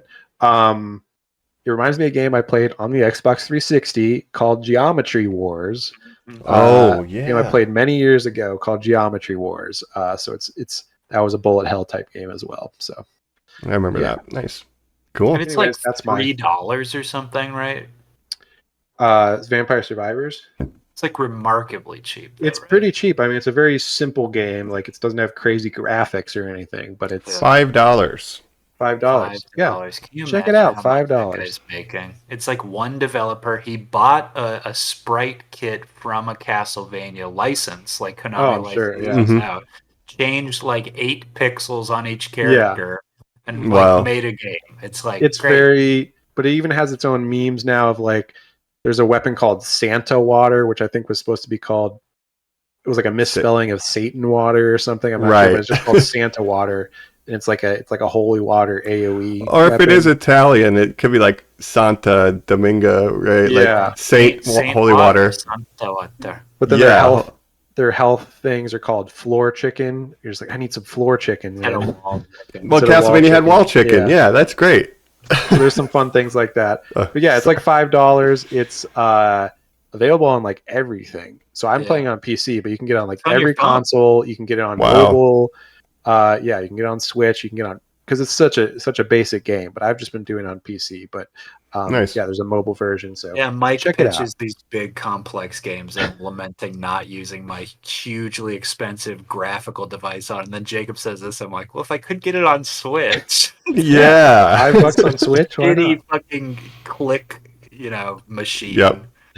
Okay. Oh You're gonna man. get addicted. It's the dopamine effect is crazy. Yeah. But I was compelled to purchase John Wick skin in Fortnite after election. I needed retail therapy. I'm like, I'll spend $25 on John Wick. So $5 for Vampire Survivor. Yeah, pretty appealing, yeah. Well, we You know also what a got skin costs? $20 for the depends. skin It with the depends. pickaxe. That's what it cost me. if you get the bundle, yeah, or if you get God multiple damn. skins, but some are cheaper than others. For Helldivers, we were playing some Helldivers, looking at the new cosmetics they had, and we were like, we gotta get these dope. Yeah, we might be spending money on Helldivers again. Yeah, they had these like camo ones where you were like sleeveless with camo. You looked like you were in the movie Predator or something, and then a dope helmet with like a red beret and a skull mask. I was like, They gotta should have go that. full mask off and have like messages come down from the president of Earth, and it should be a little orange man and like a red beret. Oh, make no. Earth, uninvaded Make again. Super Earth great again. Yep. Yeah. They got these robots. They They're not basically sending are their best robots. Yeah. But they've got some cool new Killing more cosmetic robots than packs. you wouldn't believe. Oh, man. They're roboting your dogs. They're roboting the cats. Yeah. Hey, shut up, Jack. What a time! What a time to be What alive. a world. What a world. We'll all be dead soon. I laugh where Yeah, well, that's what I've been Or I- playing. Yeah. Anything else you want to mention about what we've been playing? No, I pretty much think that covers it. But definitely, yeah, if you want to get the first collaboration of Knuckles and Shadow before the Sonic the Hedgehog Tokyo Shock releases, play the Cyberpunk DLC. Here we go. Yeah, that's right. All right. Well, Shall we? that's what we've been playing. Yeah. I'm going to move on. Let's- Final thoughts? Whatever Ratings? your final thoughts and wrap it up. All right. Final thought it Normies up. Like Us. Final thoughts it up. We're back. Here on Normies Like Us, where we're wrapping it up. A big Whatcha. We're going to give our final thoughts, talk about what we recommended to each other. Normies, we always love it when you reach out with some stuff too. But a tiny segment here real quick. I want to do one called Normies at the Trailer Park. Let's talk about some things we could be Trailer Park watching. Boys. The Trailer I wanna Park ask norms, you yeah. guys, we're the trailer. We're the Normie Park Boys. at Yeah, the trailer. Mike, you just mentioned it. You're a big Sonic fan. Sonic 3 is coming out this year. Are you excited? Absolutely. I'm excited. I like the first two. They're a lot of fun. Give my guy Ben Schwartz more money. And yeah, I'm excited. Like I said, when I was in Tokyo, they had the little flyer for it where it has a subtitle, Tokyo Shock or something, So it's like, all right, they're going to be in Shibuya running around. Fuck Shadow's yeah. going to say, I need guns. Damn. Yes. And it's going to be wonderful. So I'm excited for it. How about you? Yeah, look, it sucks because I don't think he's a very good guy, probably, but we're from that generation where Jim Carrey means so much. That first one, we were like, oh, there's a little glimpse of him here. And then I always tell this story, but Jacob and I, in a post-COVID world, sitting down in the theater watching Sonic 2, I have never seen a movie work better to a full audience, a sold-out, packed audience than that film. Adults were laughing, kids were laughing, What about every part Beetlejuice, of it was Beetlejuice? working. No, not No. at all. Not even close. But Jacob, do you give a shit at all? Do you even remember what happened in the other two? Neither of you guys not watched the really. Knuckles series, right? No, No. I didn't. Yeah, horrible.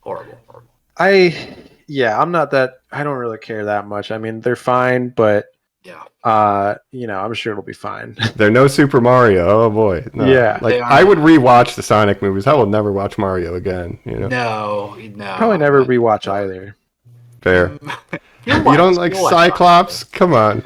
Yeah, you tolerate Ned or whatever his human's name is. What is his human name, Mike? Tom. It's like there it is, Tom. Tom. Tom, I love you, Tom. Tom. Okay. Tom Human Well, let me ask you- Man. hold on. Hey, I gotta ask you one now Yeah, yeah. on something I want to know if you're gonna watch. Then, if you're not gonna watch Sonic, here's one I think watch none of our listeners even fucking know about. Mm. Will you stump or are you turned off by this? The Dune TV series. Well, my thought on this is I was like, am I going to watch this or are we going to do an episode on this? And can I force you guys to watch it? So probably That's what it will be. what I'm leaning is I'll probably watch it, but I won't force you guys to watch it. Test the waters for us. Because I please. can't imagine it'll be that good, but I don't know. I mean, it's like it's essentially like there's a million like EU books in the Dune universe that are written by Brian Herbert, Frank Herbert's son, along with like Kevin J. Anderson, who's known for like the Star Wars EU books and stuff. So they're essentially the Dune version of the Star Wars EU, where there's just all these world building books and things. I think that's kind of what it's based on, but it also might just be original stuff that they made up. But I don't know, man. I don't know. Mike, do you give a shit about this? I've been on the record as saying too many spin-off TV shows. I'm upset that it exists. I might watch it out of morbid curiosity, but I'm more upset that I'm getting advertisements on my phone from the Alamo Draft House, like, come here and watch the first 2 episodes of the Dune TV show. And I'm like, really? I will not be fucking doing that. Yeah, it's really Lord of the Rings show is out, like, and I won't touch it. We tricked this guy to see Godzilla by us 4 times. We can't get him to come see the Dune show. One more, even with a good cocktail? Nope. I mean, even something like House of the Dragon is way more interesting than Dune. The Dune spinoff, Just right? every IP actors that you know and stuff. Yes. But Mike, you show up, and it's an even deeper version of the infamous popcorn bucket waiting for you in your seat. Do you go? I think at that point, yes. 100%. Oh, man. What about you, Colin? Are you going to watch that show, or do you give a shit at all? Well, Mike's got me thinking if I went to the Alamo, I'd get some crazy cocktail. If you got the alien blood cocktail, there's no way they don't do a spice give me the melange spice. drink. Oh, water of life. Baby. That would be the waters of life. Yeah, hallucinate. No interest in it. I don't like Dune that much. I like the movie. Turns out I like that second movie a ton, but no, I don't. I don't. Lisa and Algaib they're trying to make it into Star Wars, where like we have all these spin-off ideas, and it's like I don't know that it's really the world. Needs that many spin-offs of Dune. Like Game of Thrones is even pushing it, where I'm going to have to convince you guys to watch A Night of the Seven Kingdoms and all this. And we're going to talk about next week how I feel about spin-off TV shows in general right now. So yeah. Right. Well, yeah, there's one going on now that I've been watching that maybe we'll talk about next week. Yeah, HBO, like, remember they used to like make original shows and stuff, and now they're just I don't remember. what spin-off of a thing that can we make? But they still have The Sopranos. Yeah. It's called The Penguin. Right. Yes. Right. Well, that's Penguinos. my big problem with it that we'll maybe talk about. But yeah, I don't know. We'll see. I mean, people, you didn't want to watch the Fallout show probably, and then you're like, oh, the Fallout show's good. That was a pleasant surprise. It got me to purchase a video game and spend 300 hours building a water factory. Yeah. Good job, Fallout TV show. Yeah, you had talked up that universe enough to me that there was a cursory interest, even if I didn't play those games. When I look at Dune stuff, I'm always like, right, Star Wars. Like exactly what you said. Yeah. I'm like, it scratches no new itch. It's just knockoff Star Wars with the Dune Villeneuve aesthetic from the movies in the show, but obviously a cheaper budget. None of the actors that we like from the movies. It's got like some minor actors that like, yeah, no one's really giving a shit about. I would be so mad that my son tried to like he's dead. Do what I did without taking the amount of mushrooms that I took. It's like, you think you know what my universe is about? You haven't done half the drugs that I do. Yeah. Right. Yeah. As I said, Dune is about Frank Herbert's obsession with hallucinogenic drugs and Islam, and that's what it should be. Right. A mixture of those two interests. These are my 2 interests. Yeah. But his son definitely cashed in on that universe and has made I don't know how many novels there's prequel novels, spin-offs, all kinds of stuff. It's crazy. And I haven't read the majority of them, but it's a family business. We got to get the Dune machine rolling. Yeah. How else am I going to get paid? Just do this Dune thing. Yeah. Honestly, I think they were lucky that those movies did as well as they did. I don't think they should be making spin-offs because I don't think there's enough public interest in that. Yeah. But we'll see. No. One last thing I'm curious about. Oh, go ahead. That whole God, genre of yeah. spin-off shows. I'm John Wick against is the it. same thing. The Alien TV show, please cancel it. I don't want it. Oh, Yeah. that's interesting, Mike, because we just saw some stuff from that for the first time.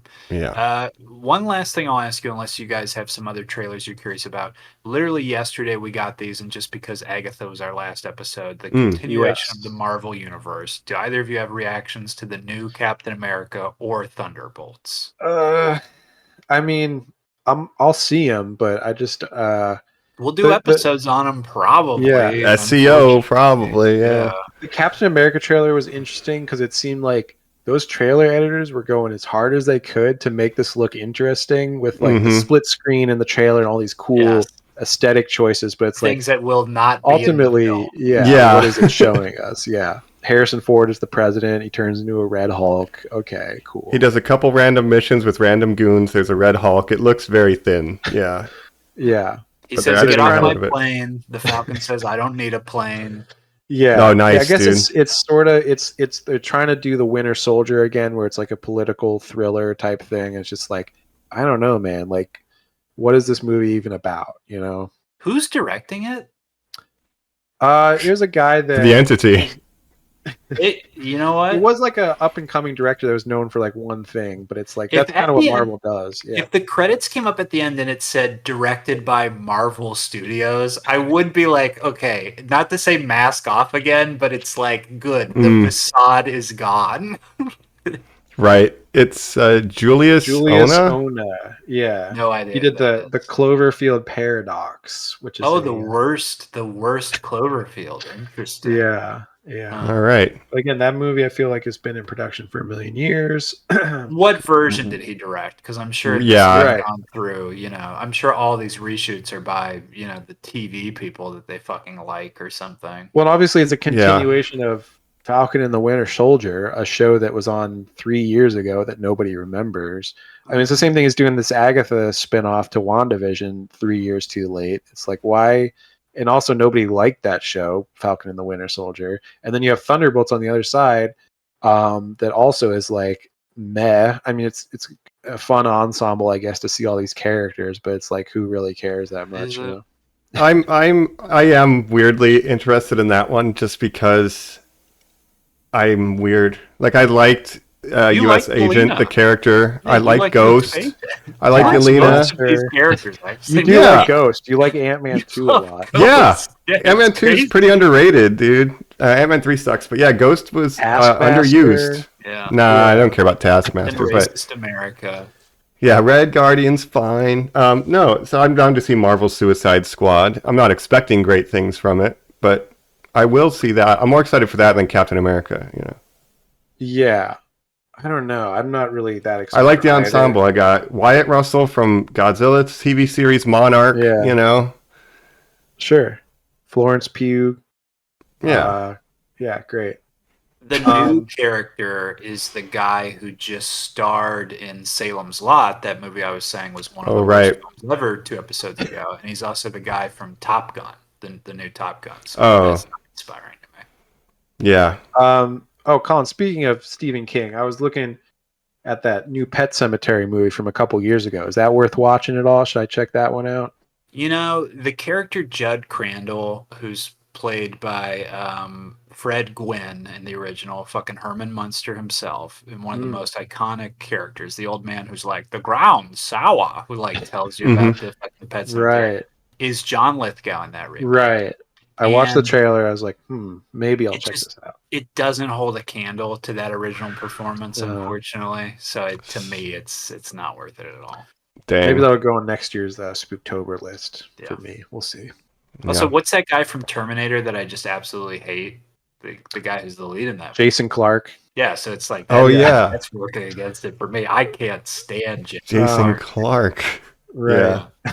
It's because he reminds me of Terminator. It's not him. It makes me think of him being that bad John Connor, where I'm like, what the fuck are you doing in this? Don't forget that Amelia Clark was also in that movie. Different, not related, I guess, but I'm worried about her. We said it last week. We're worried about her. yeah. Yeah.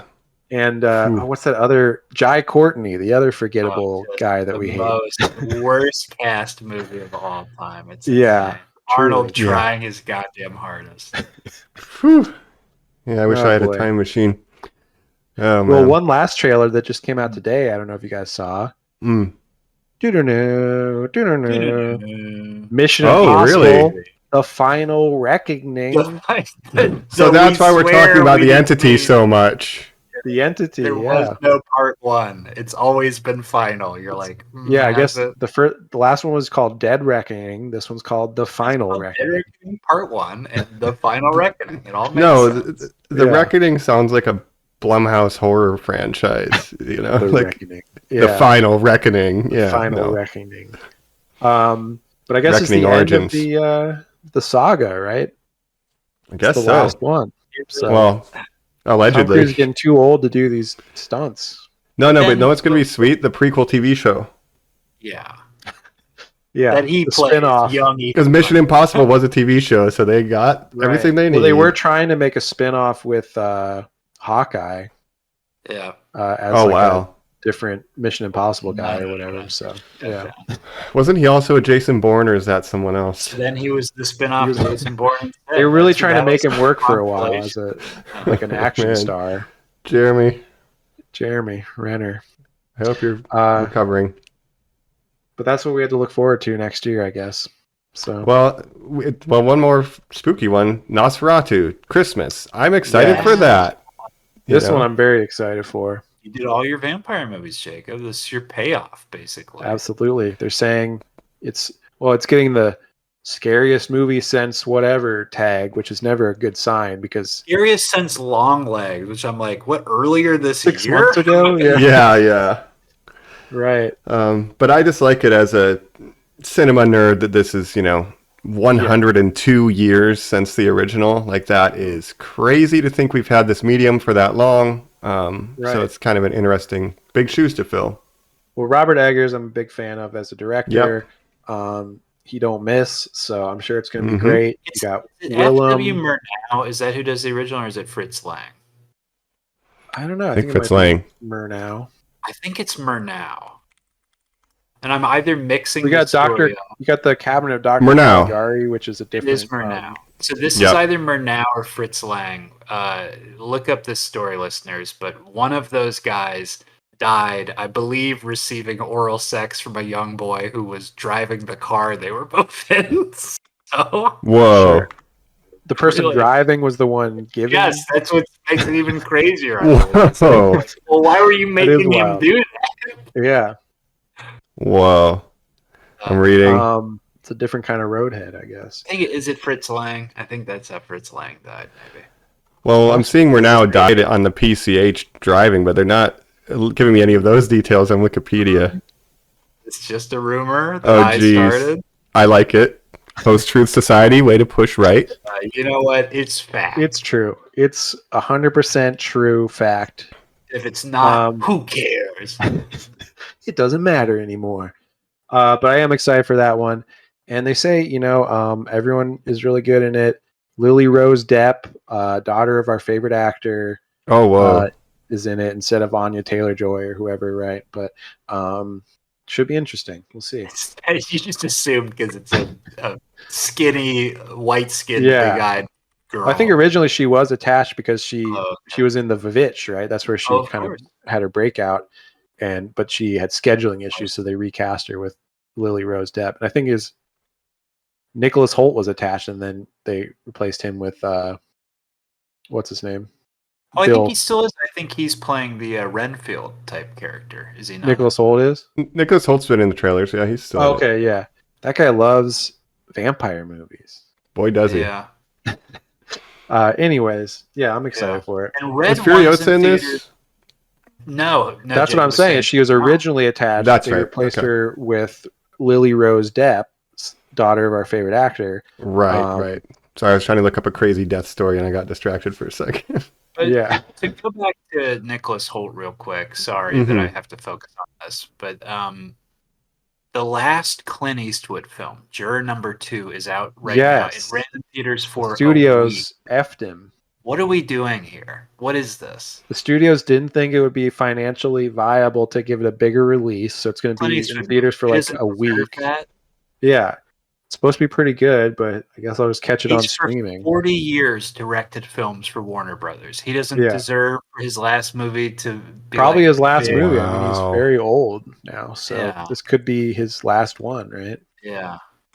And he made like a Jeez. movie a year for like you said, 40 years. Like he was pumping Yeah. them out in the 2000s. I mean, how many movies did he I think make? he has at least 40 films. Truly, I Yeah. honestly do. That's wild. Um, Dang, they screwed him. Jiggy, you never saw your beloved Kiefer in that final Friedkin film, right? no, I still need to watch that one. Yeah, these last films from these masters, because I assume Clint Eastwood's dead by the time this episode releases. It comes out. Listeners getting will hear pretty this old. a day after we record it. I assume he is dead. Well, the thing I I'm was worried seeing- about. Yeah, go ahead. 45 credits as a director. Yeah, 45 a lot. films. I mean, even Yeah. in recent years, he was pumping them out, like American Sniper, Cry Richard, Macho, a classic. whatever, Cry I Macho, watch That was the a one rough about one. Richard, whatever his name is, the Boston Richard bombing thing. Jewell. Richard Jewell. Right. The thing I'm worried about is with Scorsese, my guy, the master. hmm Who, some news recently about some of his upcoming projects being put on hold and stuff. I'm just worrying about he's getting older. A lot of these directors that I love getting older, and Killers of the Flower Moon, maybe that's it. I don't know. Mm. Well, that's why I was going to pitch. Maybe we do a Spielberg draft here pretty soon. Just because it's Oh. one that has so many, and just to celebrate a guy who, again, you're just like, what's he going on? What's his career now? Yeah. Yeah. There's a Yeah. couple directors we could do for future drafts and stuff. I was thinking Yeah. Ridley Huge. Scott would be a good one too, because he's made a lot of 'cause movies. again, like 40 Gladiator films, Dose. Mike, And I'm worried about him too. Yeah, he's got Gladiator 2 coming out. Very excited for that.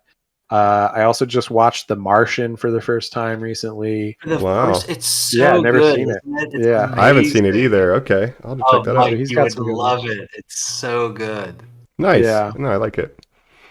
So- Well, what about this master? If you Boy, ever hear Ridley. Francis Ford Coppola and Megapolis, that's coming to streaming Yeah. soon. I can't wait to have watch seen that. Neither of you guys have. I did not get I've out not to seen theaters for that one, unfortunately. I'm very excited to see it. though. Cackling in my theater. People just Yeah. laughing their asses off. Oh my gosh. Go back Yeah, I to the need to see club. the train wreck. Yeah, dog. Um, Jeez. my guy Adam making some interesting choices. Adam Yeah. Driver, right? Maybe not paying off. Driving the but box office numbers, not driving He's the not afraid ticket to sales. make some Yeah. choices, though. And he was so heavily rumored for Fantastic Four instead of Pedro that I really thought that was going to be his moment. To be like, well, I guess I got to do another Star Wars or whatever, you know what I mean? But no, Yeah. so I'm curious what he does do, because obviously 65 million or whatever that was called, like that's you need. Oh, yeah. it unfortunately needs to be IP. You cannot just be one of these Right. weird random. Well, he still actors. he was Kylo Ren. Can't forget about that. Yeah, Right. but your cred. If he doesn't do another, it's just like. Yeah, it's true. Well, He's the kind of other in trouble. the other Star Wars news, of course, the rumor that Star Wars is planning episodes 9 through 12, right? Or 10, 11, and 12. The new saga with Simon Kinberg attached, who the writer of the worst X-Men movies and director of the worst X-Men movie, Dark Phoenix. So yeah, that'll be fun. Yeah, that sounds pretty good. Can't wait. Skeleton Crew, Skeleton Crew, can't forget about Skeleton Crew. We can't forget about Trailer the came Ray out, and I- movie. Because I was like, there's just not a chance. There's Jude Law, not he's a back, Colin. He's the back. summer of Jude Law that we once had. chance for lies. We'll never used. forget. There was this whole Ray movie that was in the works, possibly, that's been put on hold now. With Daisy Ridley, who knows? Who knows, man? Who knows? Who knows? I guess we'll just have to wait and see. Jude Law Have to wait and famously see. also is on my Gattaca Hall of Fame. Anybody in Gattaca's cool course. with me. Yeah. So Mike follows Jude the Law. Gattaca rule. Gattaca and I Fury actually Road, did those are my watch two. I actually did watch that Skeleton Crew trailer. It didn't look terrible to me. I'll just say. It's the Goonies. say that. They're doing a Goonies, and I'm upset Yeah. that they're trying to do a Goonies. It's like a kids movie. Who buys the Star Wars toys? Who wants the toys? The kids. We need to get the kids invested. I don't like it. It's predatory. Oh, and Andor has a release date. Oh, okay. Yeah. That's hopeful. That's the only thing that I like of Star Wars now. Last good thing that they'll ever make in the Star Wars world. Season 1 of Andor is the last good thing they've ever made. Yeah, hopefully season 2 can live up to it. Yeah, we'll see. Well, anything else for final thoughts here? Is anybody else really enjoying... Oh, Jacob. Would you consider yourself a Blink by chance? A fan of Blackpink, you know? Of course, I love my girls. Yeah, you know, and I've been really... The Rosé song? I love it. Bruno Mars? I love it. Yeah. Thank you for your gambling debt, Bruno Mars. So you had to do this. APT. I love that song. Yeah. It's a super fun, super catchy song with Bruno Mars. Mm-hmm. You know, they're breaking out. They're doing solo stuff now, the different members of Blackpink. But Lisa's doing her own stuff. Yeah, yeah, Lisa's doing her thing. Jenny's doing her thing. You know all their names. You go, girls. But yeah, this song with Rosé and Bruno Mars. I was in a car with Jacob. He picked me up from a train station and he said, this is called Pink Pony Club. Trust me, this is good. And you played Chaperone like 4 times in a row. And I was like, all right. Hell yeah. I love Chaperone too. Yeah. I'm big into the girl pops right now, I guess. Yeah. Sabrina Carpenter. Check out this song APT because it sounds a lot. It's very early 2000s like indie influenced. It's a very simple but catchy melody, and it's about a Korean drinking game, which is interesting. Backstory to it. So it's got a good energy. It's a fun bop. If you need some fun in your life, throw on Apata. You know, Bruno Mars. He knows how to make them too. So yeah, you know. So that's just one thing I was noticing is that's been on repeat for me. So shout out to Rosé. I watched her Hot Ones episode. And I was like, you're very charming. I didn't know really anything about her personality. That's who that is. Okay. Yeah. She really won me over on the Hot Ones. They, they were under contract with, the way, of course, K-pop works is you're under contract with a studio in Korea. They kind of control your whole life and image for a while. Now they're all signing these solo deals where it's like with Columbia Records or something, like an American studio. So they have a lot more freedom because a lot of these K-pop stars, they get so famous and they realize, wait, I don't want to be micromanaged every second of the day. I want to have my own career like an Ariana Grande or someone from America that can the label takes a big cut of the profits and everything too. Yeah. So they don't make a ton of money early on either. Yeah. And like a lot of the Blackpink songs were, written and produced by their in-house like producers and stuff. They don't get a lot of say. I'm sure they co-write some of the songs and stuff, but now with the solo stuff, they really have the opportunity to branch out like artistically and stuff.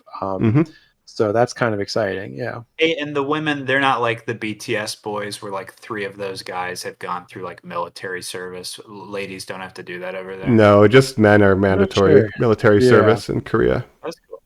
Yeah, but Blackpink, obviously one of the most famous K-pop groups of all time, certainly in recent years. And now they're just all doing their solo stuff, so we're happy for them. I'm a Gen 2, K-pop fan. I'm listening to Big Bang, 21. 21 is back right now. And like it was 21. Starting to get traction. You get Gangnam Style. But Blackpink and BTS really shattered the barrier to making it a global phenomenon. Blackpink was very inspired by 21 because I think that's like 4 members. And this is 4 members. So, it's just, I guess, a hopeful look at the times we live in is it's cool to see like a K-pop star that 5 years ago would have been considered niche just doing a mainstream hit with a Bruno Mars, and we're going to get to see more of this kind of collaboration. And I just think that's like we've come a long way from Riff Raff and CL from 21. You know what I mean? It's well, Lisa has a song with Rosalia, who's another that's right singer or whatever. So they're doing these mainstream crossovers and stuff, and I think that's the move to do. And they're doing a lot more English language and stuff. So if you want to be commercially successful in America, that's kind of what you got to do. But I mean, Blackpink headlined Coachella recently, a couple of years ago, which is pretty wild. Mainstream now. Yep. So anyway, I like that song a lot. It's very fun. That's why do you like that? I like that song as well. Do you guys watch Chicken Shop Date? I've seen. No, I need to. We've talked about this off pod. Mm-hmm. It's a good show. I like it. I like Hot Ones, but just with a lady who does it that I'm in love with. So British the Andrew Garfield one was blowing up, People are right? saying, yeah, they have a real Spicy. chemistry. It's the Okay. conversation that they have. It's just so different than every other episode she's ever done because it's like they're in the middle of a heated argument the entire time, but with like so much chemistry. Passion. You're just like, Jesus Christ. Yeah, you're like, Yeah. should I be watching this? So they need to get Right. that lady, Amelia, whatever her name is, to do Hot Ones. She Oh. had, And she then Sean recently Evans- just did it for the first Oh. time. And then were Sean like, Evans needs to go on this is Chicken our Bake. whole gimmick. Yeah, exactly. Yeah. Yeah. That's great. Okay, I got to find that episode. That's fun. What Yeah, kind I'd of like show to- can we make that's like that, where we can become famous? Yeah, I wanted to spicy do cold Korean ones a barbecue. long time ago where you crack beers, Cold but ones. somebody already made that. They beat me to it. You just have Yeah. to shotgun it as you go. That's how you start each show, is a shotgun in the bathtub. So these So like 10 Sean beers, Evans, the host of Hot Ones, right? That guy, nobody knew. He was a nobody, and now he's like everybody knows who Sean Evans is like because the he's the guy. number That, one interviewer in the world. It's like Jimmy Fallon wishes he invented the premise of eating Yeah. chicken wings. It's Yeah. so dumb. yeah. Incredible. That's Yeah, what the can we world we live make? Yeah. We'll figure it out. Kots ones. It's just figure it out. katsu. Various types of katsu. in. Yeah. Kots Hot ones. Bot ones. We buy a Mike bunch cooks of Oh. for you. A Yeah. pot ones. Mhm. Pop ones. Like a pot ones. Mhm. A pot Well, I'm ones. thinking of we do something else different on pot ones. That's my show. Oh, yo, now we're talking. I have a feeling that I could get people talking. Yeah, Oh, on pot I think ones. Doug Benson had a show like that. Yeah, well, yeah. Oh, yeah. We'll think. Let about us it. know. We'll workshop some ideas. Give Yeah. us your ideas, listeners, so that we can profit and give you no kickback. Just write them in. Just write in any good ideas that you have That's right. to us. But they're ours. Remember that. Yeah, thank you, Normies. Yeah, don't read Appreciate the it. fine print. It's all. Yeah, it's all on the up and up. It's all on the up and up. Yep. Well, All right. Well, That's, I think we've watched it. Whatcha. You know. Yeah. Nice little chatty episode. I think that's been a million great recs to our listeners. As we said, we love when you come back with them to us, which you can do at normies_like_us on all social media. Rate, review, subscribe. That helps too. But we do like to hear that people go, yo, I love those recommendations. If you liked this, you want to talk fucking Godzilla. Mike, did you know that this Power Rangers thing is a Godzilla parody? We would love to fucking hear that. So, What's the best camera? Let me know. Yeah. yeah. I love it. And I'll just say, next week we're going to be talking. We hinted at it earlier. I'll just announce it now. We're going to be talking The Penguin on HBO Max. Never mix all the flavors together. So I can't wait to see. Yeah, I can't wait Yeah. to see Danny DeVito in his At cameo. Penguin again, yeah. Right. I wish Danny DeVito had a cameo in this show. That would be We amazing. can't escape except Tim Burton. We got the Penguin. He's back. Like, it's all connected. Gotham. The character right. I felt the most connected to than when he said to the Batman, Rata Alada, rat with wings. Alada, Alada. Why would Don't you you know think Spanish? Penguin. It Yeah. means bat, you fool. Yeah. I love the scene when he's like showing him some pictures. He's like, get that out of here. I don't want to see Why that. you told me that? Why are you showing me that? Come on, man. Yeah, I love that. Yeah. Colin He's so Farrell. good in that movie. It may be in this show. We'll see next week. Yeah, we'll see. Find out. Anyway, yeah, that's good. Got the wait and see. Toss a coin to your Whatcha, Toss a coin to your Whatcha. And your hosts, which we've been. This is Colin. This is Mike. This is Baby Jacob coming at you. Watch out. Whatcha. Thanks, Normies. Thanks, Normies. Talk to you later. Why hasn't there ever been Vampire Batman? Well. Vampire Batman Survivor. There's the Food for Batman thought. versus Dracula, which I watched.